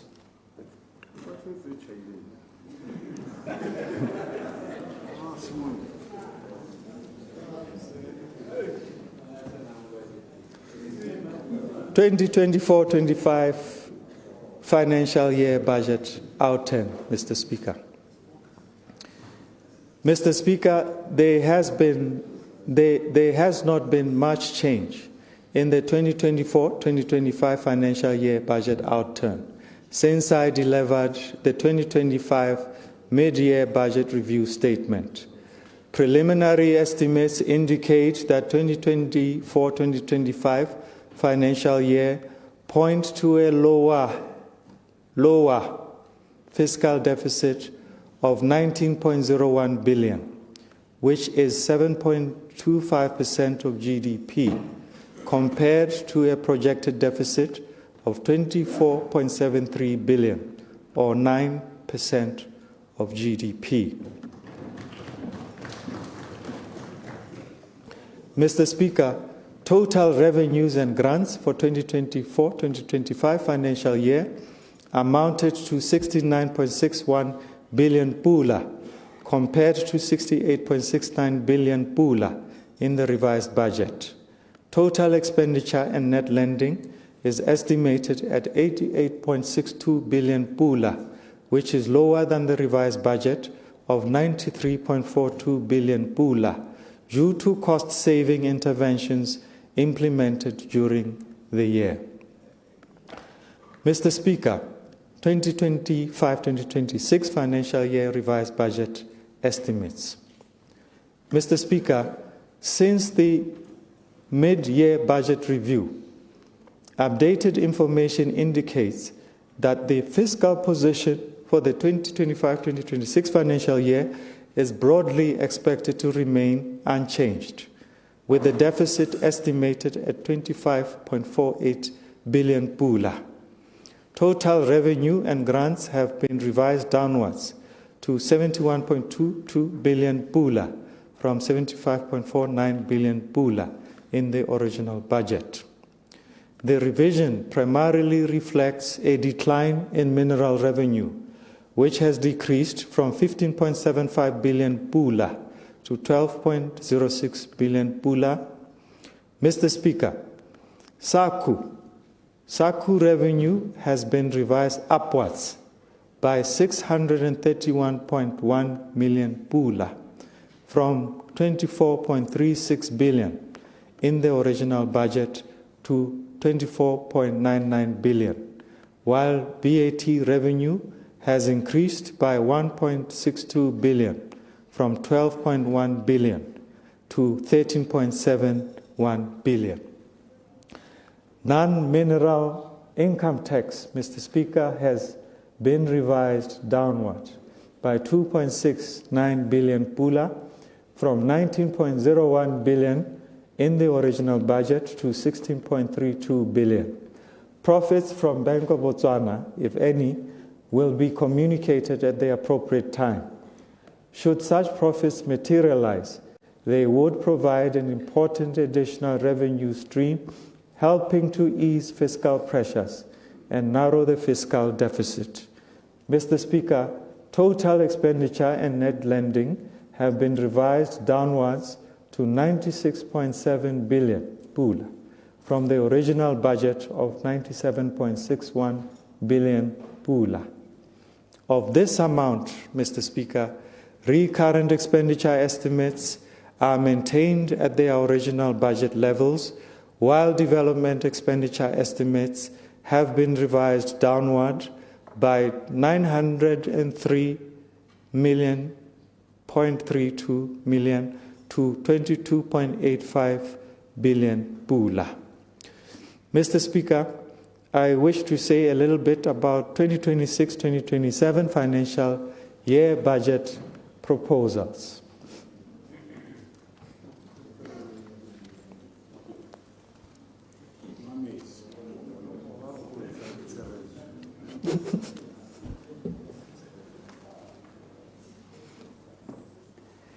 Mr. Speaker, I will now present the second budget proposals for the 13th Parliament, that is, the 2026-2027 financial year budget proposals. Total revenue and grants. Mr. Speaker, total revenue and grants for the financial year 2026-2027 are projected at 77.22 billion pula. SACU receipts are expected to remain the largest revenue source at 26.79 billion pula, followed by non-mineral revenue income tax, which is forecast at 19.76 billion pula. VAT collections are expected to be third largest contributor at 15.10 billion pula. Mineral revenue is projected to broadly remain the same at 12.21 billion pula. The remaining 3.36 billion pula is expected to come from other revenues and grants. Total expenditure and net lending. Mr. Speaker, the total expenditure and net lending is projected at a 103.58 billion pula for the financial year 2026-2027. Of this amount, total recurrent expenditure is expected to reach 80.32 billion pula, reflecting the government's ongoing commitment to operations and service delivery. Development expenditure is estimated at 23.38 billion pula, while net lending is minus 121.92 million pula. Statutory expenditure. Mr. Speaker, total statutory expenditure for financial year 2026-2027 is estimated at 27.26 billion pula, representing a 20% increase from the revised allocation of 22.70 in the 2025-2026 financial year. This provision covers government statutory obligations, including public debt servicing, pension contribution for civil servants, and other statutory commitments.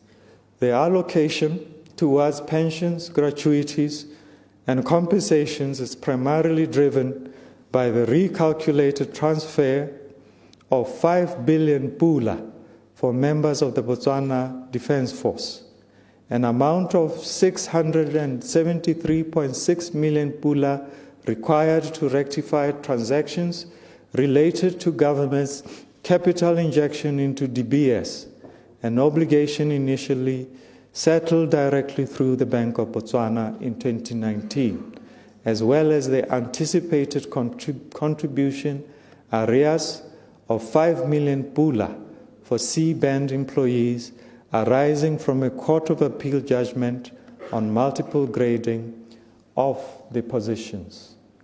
Mr. Speaker, ministerial recurrent expenditure. Mr. Speaker, the proposed ministerial recurrent expenditure for the financial year 2026-2027 amounts to 67.78 billion pula, representing an increase of 1.8 billion pula or 2.8% over the approved budget of 65.95 billion pula for the 2025-2026 financial year. The growth is primarily driven by additional budgetary provision, including 802.82 million for tuition fees for new and continuing students, as well as the re-sponsorships, 560.62 million for salary incremental creep, and 542 million pula to accommodate housing and upkeep allowances for public service employees at the level of A3 to D1, in line with the collective labor agreement between the government and the unions. Further allocations include 337.17 million pula for the termination allowances and 154.89 million pula for staff costs for temporary teachers, the establishment of key national initiatives, namely the National Health Insurance at 77.81 million pula and 35.7 million pula for the Mineral Exploration Company. Furthermore, 57.47 million has been allocated to address funding shortfalls in the Department of Correctional Services, while 15.85 million has been provided for absorption of special constables. Mr. Speaker, the largest share of the proposed ministerial recurrent budget is allocated to the Ministry of State President, Defense and Security. This represents 13.05 billion, an increase of 502.77 million, or 4.01% over this year's approved budget. The allocation largely covers operational requirements of the BDF and the Botswana Police Service, reflecting government's continued commitment to safeguarding national security. The proposed budget will also finance the absorption of special constables into regular constable cadre, as well as procurement of their uniforms. In addition, Mr. Speaker, provisions have been made for termination allowances, service charges, and static plant under the Directorate of Corruption and Economic Crime. The National AIDS and Health Promotion Agency, NAPA, has been transferred back to the Ministry of Health following the rescission of the earlier decision to transfer it to the ministry from State President, Defense and Security. Mr. Speaker, the second largest share of the proposed ministerial recurrent budget is allocated to the Ministry of Local Government and Traditional Affairs, amounting to 12.99 billion pula. This represents an increase of 1.7 billion pula, or 15.2%, compared to the allocation for the previous financial budget. The substantial allocation underscores government's commitment to strengthening social development and enhancing service delivery within local government structures and traditional affairs. The allocation is intended to improve the ministry's operational capacity, ensuring effective functionality and sustained provisions of essential services to communities across the breadth of Botswana. The significant growth is primarily attributable to the transfer of funding from the Ministry of Health to support the primary health care function, which was reassigned to the Ministry of Local Government and Traditional Affairs as part of the 2024 rationalization of ministerial portfolios. Mr. Speaker, further, a substantial portion of the budget is also allocated to the social welfare programs, which continue to experience significant growth. These include the Destitute Allowances, Old Age Pension Scheme, Orphan Care Program, and the newly introduced Sanitary Wear Support Initiative for Mothers and Babies, scheduled for rollout in the budget year. Mr. Speaker, to safeguard the integrity of these programs and ensure that resources reach the most deserving beneficiaries, it is recommended that the ministry should conduct a proxy means testing within the social protection framework. This will improve the identification of eligible recipients and minimize instances of double dipping. The Revenue Support Grant, RSG, will likewise continue to receive increased subvention in response to rising demands. However, Mr. Speaker, to mitigate escalating pressures on the RSG, local authorities are urged to expedite the review of valuation of properties in districts such as Gaolathe and Palape. Mr. Speaker, the third largest share of the proposed budget is allocated to the Ministry of Child Welfare and Basic Education, amounting to 11.83 billion. This is an increase of 147.85 million, or 1.3%, over the current year's approved budget.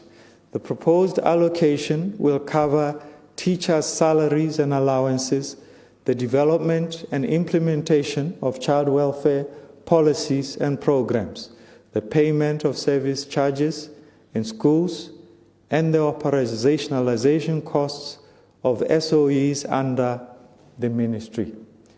It also provides for temporary teaching staff necessitated by the expansion of schools. The ministry is encouraged to consider absorbing the temporary teachers to ensure continuity and stability in the affected schools. The budget will also cater for service charges for the Department of Secondary Education, as well as funding to the pilot project Bulabuka. This initiative, undertaken jointly with the Botswana Open University College and Open Schooling and the Youth Empowerment Education Trust aims to expand educational access, provide skills training, build character among out-of-school junior certificate leavers, and offer remediation opportunities to Botswana General Certificate of Secondary Education leavers. Mr. Speaker, the Ministry of Health has been allocated the fourth largest share of the proposed budget, amounting to 7.51 billion pula, representing 16.4% decline over the current year's approved budget.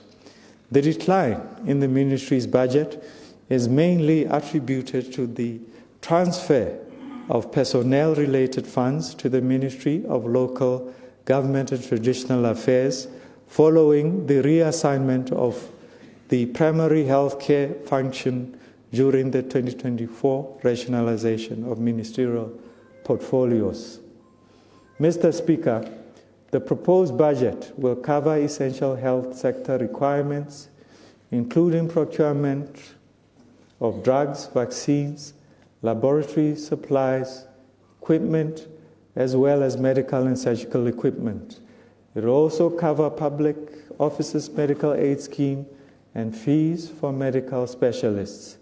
The proposed budget further includes funding for Ndaba and provision for the establishment of the National Health Insurance. Mr. Speaker, the fifth largest share of the proposed budget is allocated to the Ministry of Higher Education, with a total of 7.37 billion pula, representing an increase of 2.7 billion pula, or 58% over the current year's budget allocation. The bulk of the budget covers tuition fees, now transferred from the Ministry of Finance, alongside student allowances and operational costs for SOEs under this ministry. The significant growth in the allocation is primarily due to increased provisions for tuition fees to accommodate the rising number of new tertiary students. The budget also includes funding transferred from the Ministry of Child Welfare and Basic Education to support the running costs of services relocated during ministerial restructuring. A key issue for consideration is the administration of the tuition fees vote, which was temporarily assigned to the Ministry of Finance in the 2022-23 financial year as a spending containment measure. The Ministry of Higher Education has now confirmed its readiness to resume management of this vote, hence the proposal to transfer back to the ministry. The ministry has also highlighted persistent challenges in the recovery of tertiary education student loans, particularly due to difficulties in accessing employment data for graduates, especially those in the private sector. Mr. Speaker, the Ministry of Lands and Agriculture has been allocated the sixth largest share of the proposed budget, amounting to 2.41 billion pula, representing a decline of 28.34 million, or 1.2%, compared to the current year's approved budget. The reduction is primarily due to scaling down of subventions to SOEs under the ministry. Despite the modest decline, the proposed budget remains strategically aligned to national priorities aimed at enhancing food security through support for agricultural production, through support for promoting self-reliance by empowering farmers, strengthening extension services, and investing in climate-resilient farming practices. The allocation further supports initiatives to expand employment opportunities across agricultural value chain. In addition, the proposed budget provides the continued formulation, implementation, monitoring, and management of land policies to ensure equitable access to land, enhance productivity, and promote sustainable land use. Mr. Speaker, the Ministry of Transport and Infrastructure has been allocated the 7th largest share of the proposed budget, amounting to 1.93 billion pula. It represents a decrease of 7.98 million, or 0.4%, compared to the current year's approved budget. The bulk of the allocation, Mr. Speaker, will cater for the procurement of fuel, oil, and lubricants required to operate the entire central government vehicle fleet. The budget also provides for subscriptions to International Maritime Organization and subvention to SOEs, with Civil Aviation Authority receiving the largest share of the ministry's envelope. Mr. Speaker, the Ministry of Trade and Entrepreneurship is allocated the 8th largest share of proposed ministerial recurrent budget, amounting to 1.2 billion pula. This represents an increase of 30.35 million pula, or 3% increase over the current year's budget. The proposed budget mainly covers operational costs for SOEs under the ministry. Mr. Speaker, the Ministry of Finance has been allocated the ninth largest share of proposed budget, with an allocation amounting, Mr. Speaker, to only 1.14 billion pula. This reflects a significant decline of 1.92 billion pula, or 62.68%, compared to the current year's approved budget, largely due to the transfer of tuition fees vote back to the Ministry of Higher Education. The major cost drivers within the recommended budget include transfers to SOEs and maintenance obligations.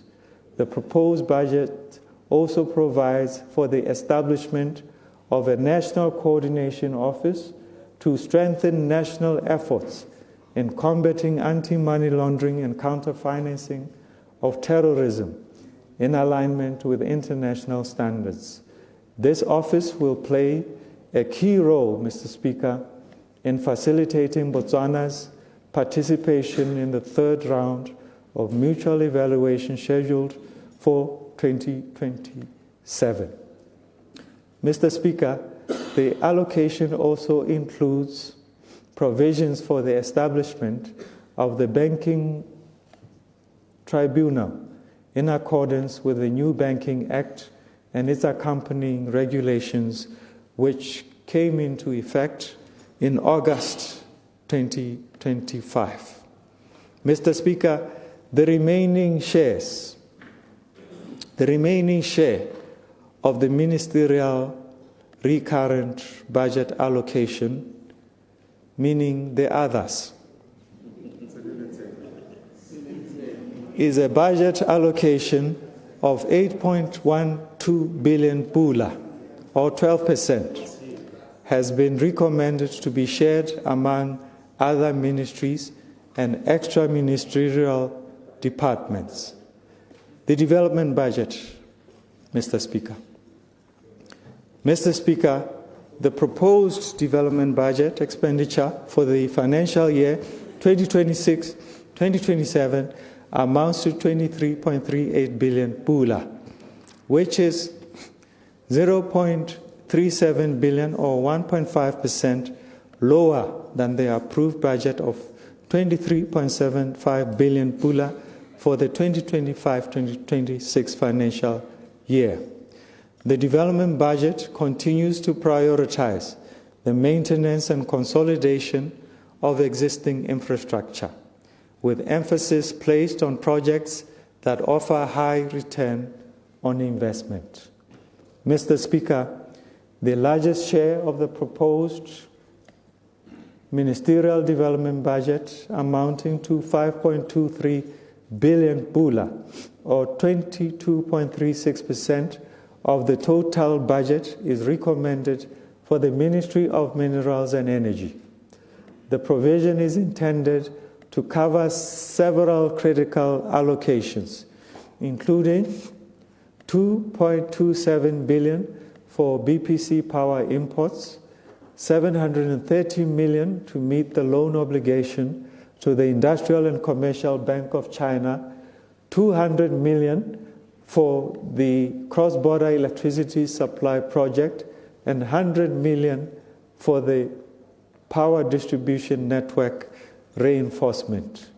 These allocations, Mr. Speaker, reflect the Ministry's strategic focus on stabilizing electricity supply, honoring national commitments linked to Morupule B power plant, and strengthening the resilience of the national grid, and amid rising demand of regional supply constraints. Mr. Speaker, among the major projects of 2026-2027 is the Northwest Transmission Grid Phase 2, budgeted at 1.37 billion pula. This strategic transmission backbone will connect the Chobe district, enable electricity export into Zizabona market. The ministry also prioritizes rural village electrification and network extension aimed at expanding access to electricity in underserved communities, as well as the integrated resource plan, which targets achieving 50% renewable energy contribution by 2030.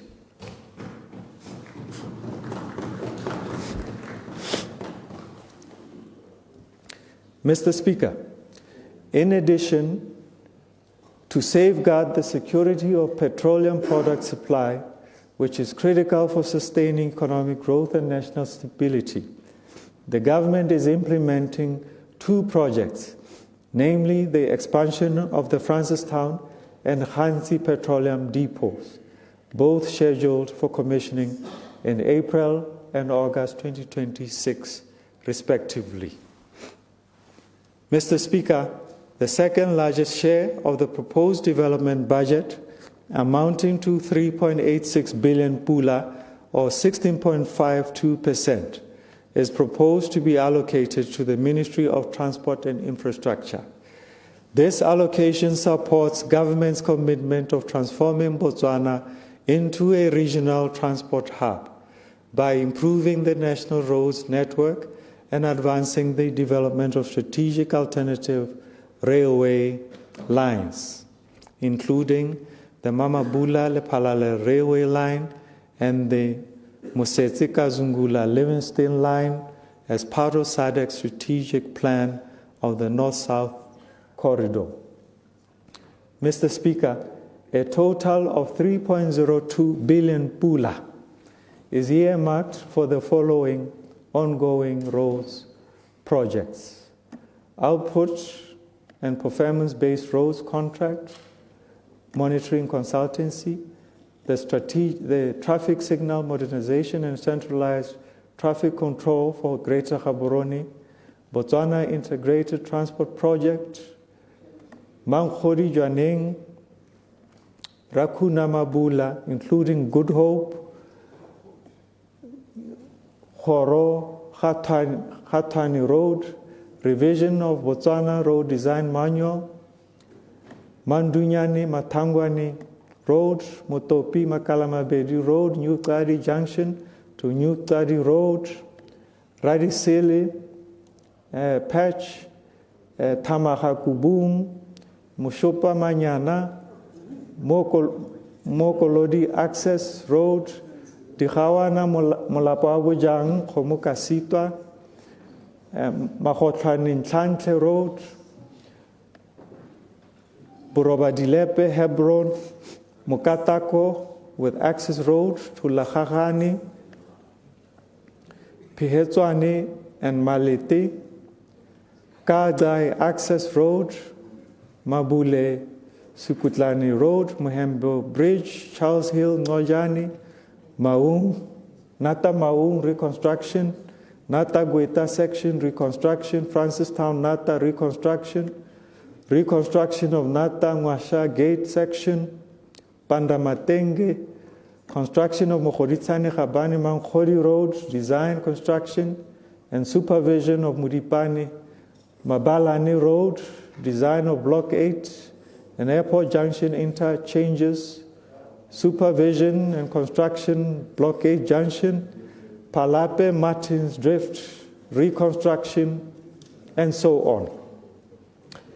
Funds will also cover road projects at design stage, such as access to CBD and those at pre-contract, such as the A1 Jualing Road and the Midiel Ntweletau Road.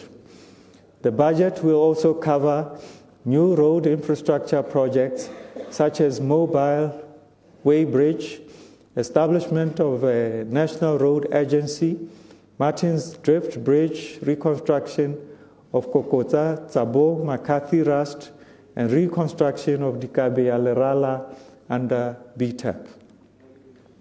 The budget will also finance a range of built infrastructure projects, including refurbishment of Tonota College of Education, Mulepulle College of Education, Department of Building Maintenance, area offices in Gaborone West, Department of Building Maintenance area offices Broadest, DRTS Ruwe office, and refurbishment of all supplies in Gaborone. In addition, part of the ministry's allocation will support the implementation of rail and aviation infrastructure, ICT projects, and Air Botswana finances projects.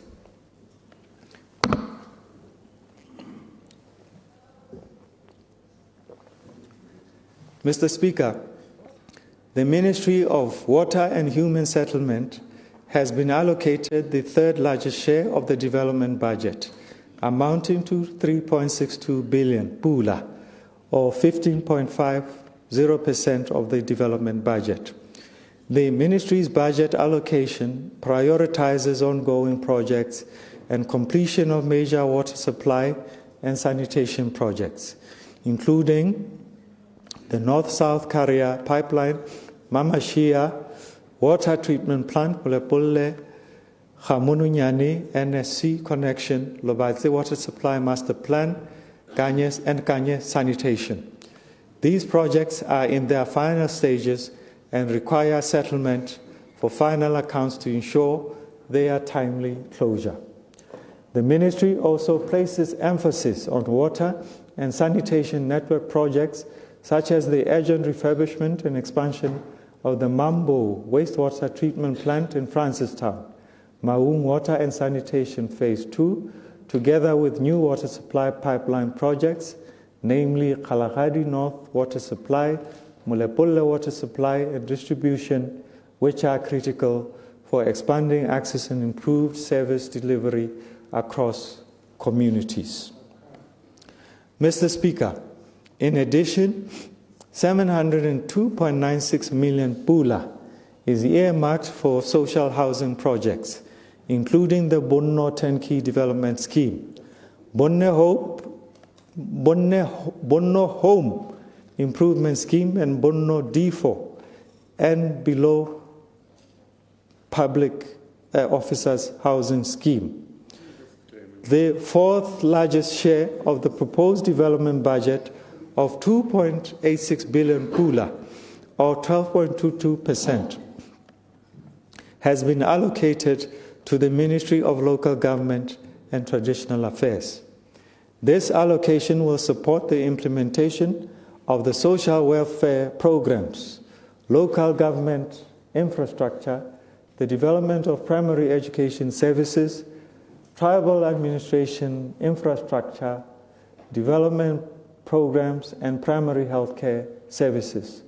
The social welfare programs accounting for 69.9% of the total ministry budget, such as Ikageng program, constituency community projects, destitute program, remote area development, and the BTEP Kwena empowerment program will also be catered for. To enhance efficiency and reduce duplication across intervention, there is an urgent need to accelerate the rollout of the single social registry, proxy means testing, as a targeting tool. The SSR project will be supported by the World Bank, which will undertake an assessment to identify bottlenecks, improve system performance, and enhance citizen experience. The local government infrastructure component, Mr. Speaker, will mainly cover projects such as the construction of the 9-kilometer road from Mopane to Block 8 in Gaborone, supported through a grant from the Chinese government. Other projects to be implemented include the maintenance of internal roads and construction of a bus terminal in Molepulle. The fifth largest share of development budget is allocated to the Ministry of State, President, Defense and Security, with an amount of 1.99 billion pula, or 8.55% of the total. The bulk of this allocation, that is 56.2%, is directed towards the country's security organs. The budget also provides 60 million pula for the establishment of rehabilitation centers at Maung and Lobatse under the Drug Enforcement Agency. The Ministry of Lands and Agriculture is proposed to be allocated the sixth largest budget allocation of 1.77 billion pula, representing 7.59% of the development budget. The budget is intended for projects and programs aimed at enhancing agricultural productivity, strengthening food security, and promoting sustainable farming practices that ensure long-term prosperity for Botswana. The bulk of the budget will mainly support the ongoing land management projects such as the Metsimohlabe Block 4, Hanzi Expansion Block 1 to 7, Sesretsekgama International Airport SESA, as well as the Tluane Mankhodi Road, which was transferred from the Ministry of Transport and Infrastructure. The budget will also provide for emerging national priorities and pronouncements, including cannabis production and regulatory framework. In addition, the budget also provides for the ministry's SOEs, including the Botswana Agricultural Marketing Board and the Botswana Vaccine Institute and the Botswana Meat Commission. Mr. Speaker, in addition, government continues to support the country's food security and agricultural export efforts through the livestock subsidy and the input subsidy programs. In light of increasing climatic shocks, priority is being placed on investing in agricultural value chains and advancing commercialization of both arable and livestock production. To this end, the adoption of modern farming technologies, development of agro-industries, and expansion of green energy solutions have become critical to enhancing the sector productivity. Mr. Speaker, as part of broader efforts to diversify the economy through agriculture, government is implementing a policy shift intended to enable regulated cultivation and use of industrial hemp and medicinal cannabis. This initiative will be implemented in phases, beginning with trials at the Botswana University of Agriculture and Natural Resources, and progressively expanding to Botswana farmers who demonstrate interest and capacity to participate in these emerging value chains. Mr. Speaker, the 4.05 billion pula, representing 17.32% of the development budget, is being allocated across the rest of the ministries. I didn't say others, I said the rest of the ministries and departments. This provision will cater for, among others, construction and refurbishment of education, health and other government facilities countrywide, investment in innovation and research and development, national retail payment switch, MIT Regional Entrepreneurship Acceleration Program, as well as other projects. Mr. Speaker, let me talk about the overall budget and its financing. Mr. Speaker, the fiscal outlook for the financial year 2026-2027 anticipates an overall budget deficit of 26.35 billion pula, equivalent to 8.9% of GDP. The financing strategy for this deficit is expected to draw on a mix of domestic and external borrowing. However, external resource mobilization has become increasingly constrained, resulting in a greater reliance on domestic debt instruments and leaving significant financing gap. Total financing requirements are estimated at 22.3 billion pula, of which 18.6 billion pula remains unfinanced. Mr. Speaker, this reflects a structurally overstretched fiscal framework in which expenditure commitments persistently exceed available and realizable resources.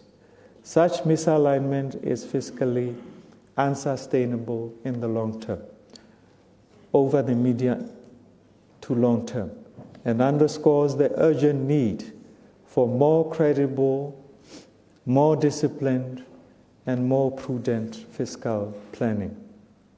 Failure to secure the required financing affordably, which failure will not happen, will inevitably lead to the accumulation of arrears, an adjustment mechanism deferment rather than a resolution of the underlying fiscal obligation. Either outcome would increase the public debt burden, raise debt service costs, and intensify pressures on our fiscus. Public service management. Public debt management. Mr. Speaker, during the 25-26 financial year, the budget was largely financed through domestic market. In this regard, as at December 2025, total public debt, including sovereign guarantees, amounted to 90.03 billion pula. This comprised 55.98 billion in domestic debt and 34.06 billion in external debt. Total debt as a proportion of GDP is estimated at 33.02%, with external funding at 12.49% and domestic having reached its threshold of 20% of GDP. The debt to GDP ratio is expected to reach 38.77% of GDP by March 2026. Mr. Speaker, with the GIA at critically low levels, debt levels are expected to increase significantly in order to finance the projected deficit. This additional financing would raise total public debt, including guarantees, to an estimated 44.66% of GDP by the end of 2026-2027 financial year, thereby requiring a recalibration of the statutory debt ceiling currently set at 40% of GDP. Mr. Speaker, while such an increase may generate short-term credibility concerns, these are outweighed by the significantly greater economic risks that would arise from a sharp fiscal consolidation needed to stay within the existing ceiling. In this context, a well-defined increase in statutory debt limit, anchored on a credible consolidation plan and supported by structural reforms, will be necessary to balance fiscal sustainability with economic growth. This approach, Mr. Speaker, would create sufficient space for a gradual and orderly fiscal adjustment while preserving the flexibility required to respond effectively to adverse shocks. Conclusion.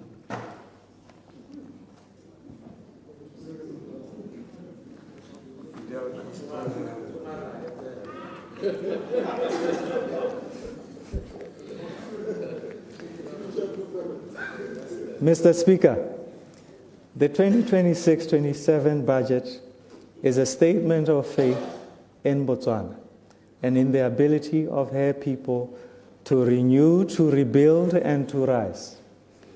It recognizes our challenges honestly, it confronts our weaknesses directly, and yet affirms without hesitation that our best days are still within reach.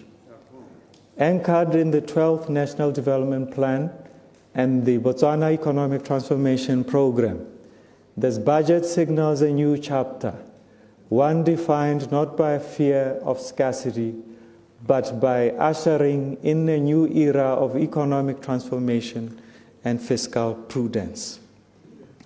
Mr. Speaker, the Right Honourable Speaker, this budget tells our people that the difficulties we face are not a verdict on our future, but a call to responsibility and resolve. Fiscal prudence is not austerity for its own sake. It is a deliberate choice to secure the basics that define dignity and stability in everyday life, such as schools that function, clinics that have medicines, and roads that are safe and maintained. At the same time, we refuse to allow the present constraints to trap us into stagnation. Even as we protect and restore these essentials, this budget is intentionally designed to be reform-driven and forward-looking, so that along fixing what we must fix and what must work, we actively transform our economy. We unlock new industries. We create jobs and build a more resilient and prosperous Botswana for the future. Mr. Speaker, allow me to speak plainly against corruption. Every pula stolen from the public purse is a clinic not built, it's a school left to decay, it's a road that becomes a grave, it's medicine that never reaches a patient. When resources meant to save lives are diverted for personal enrichment, the consequences are measured not only in lost opportunities, but in lost lives. Mr. Speaker, Botswana will not and must not be held hostage by corruption, greed, or indifference. Mr. Speaker, this government chooses accountability, it chooses integrity, and it chooses transparency. The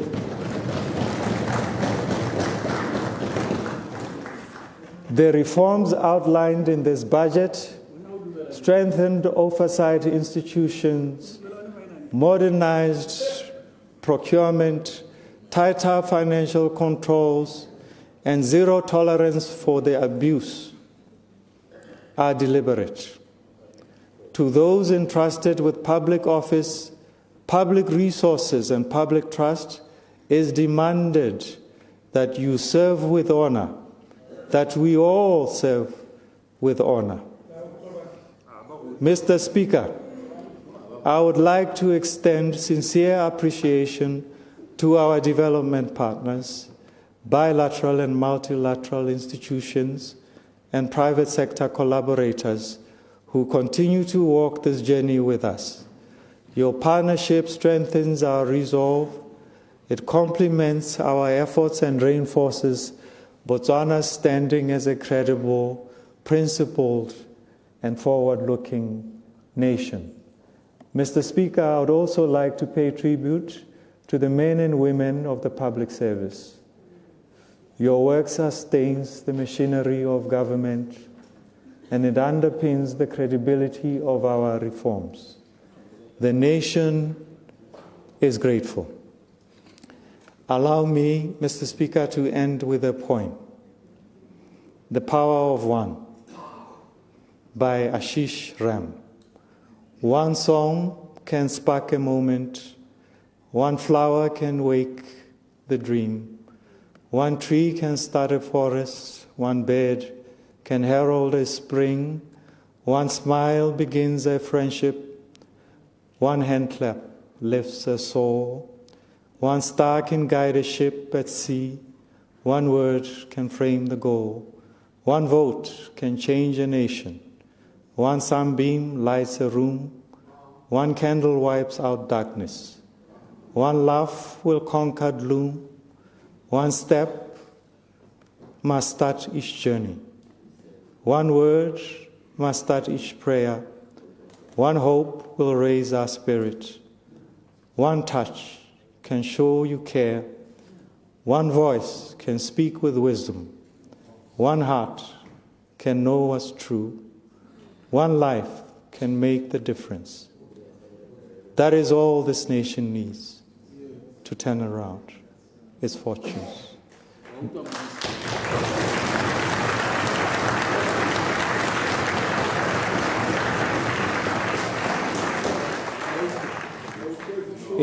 It needs each one of us, each one of you, to believe that you are special, that you can act, that your act, your work, your dream is enough to lift this nation. This nation will emerge from the troubled waters. We will rise as a people. We will build a nation in which every citizen, in every hamlet, in every valley, in every village, in every town,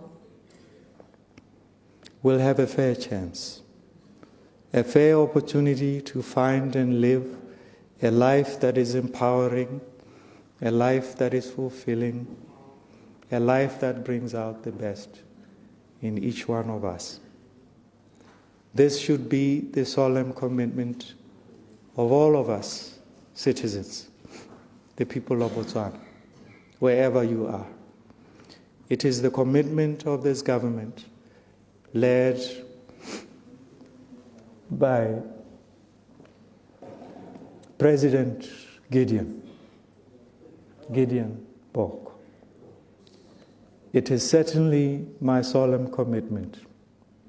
It is my promise that I will work tirelessly, I will work fairly, I will work tenaciously, and I will not rob this nation. I will not rob our people.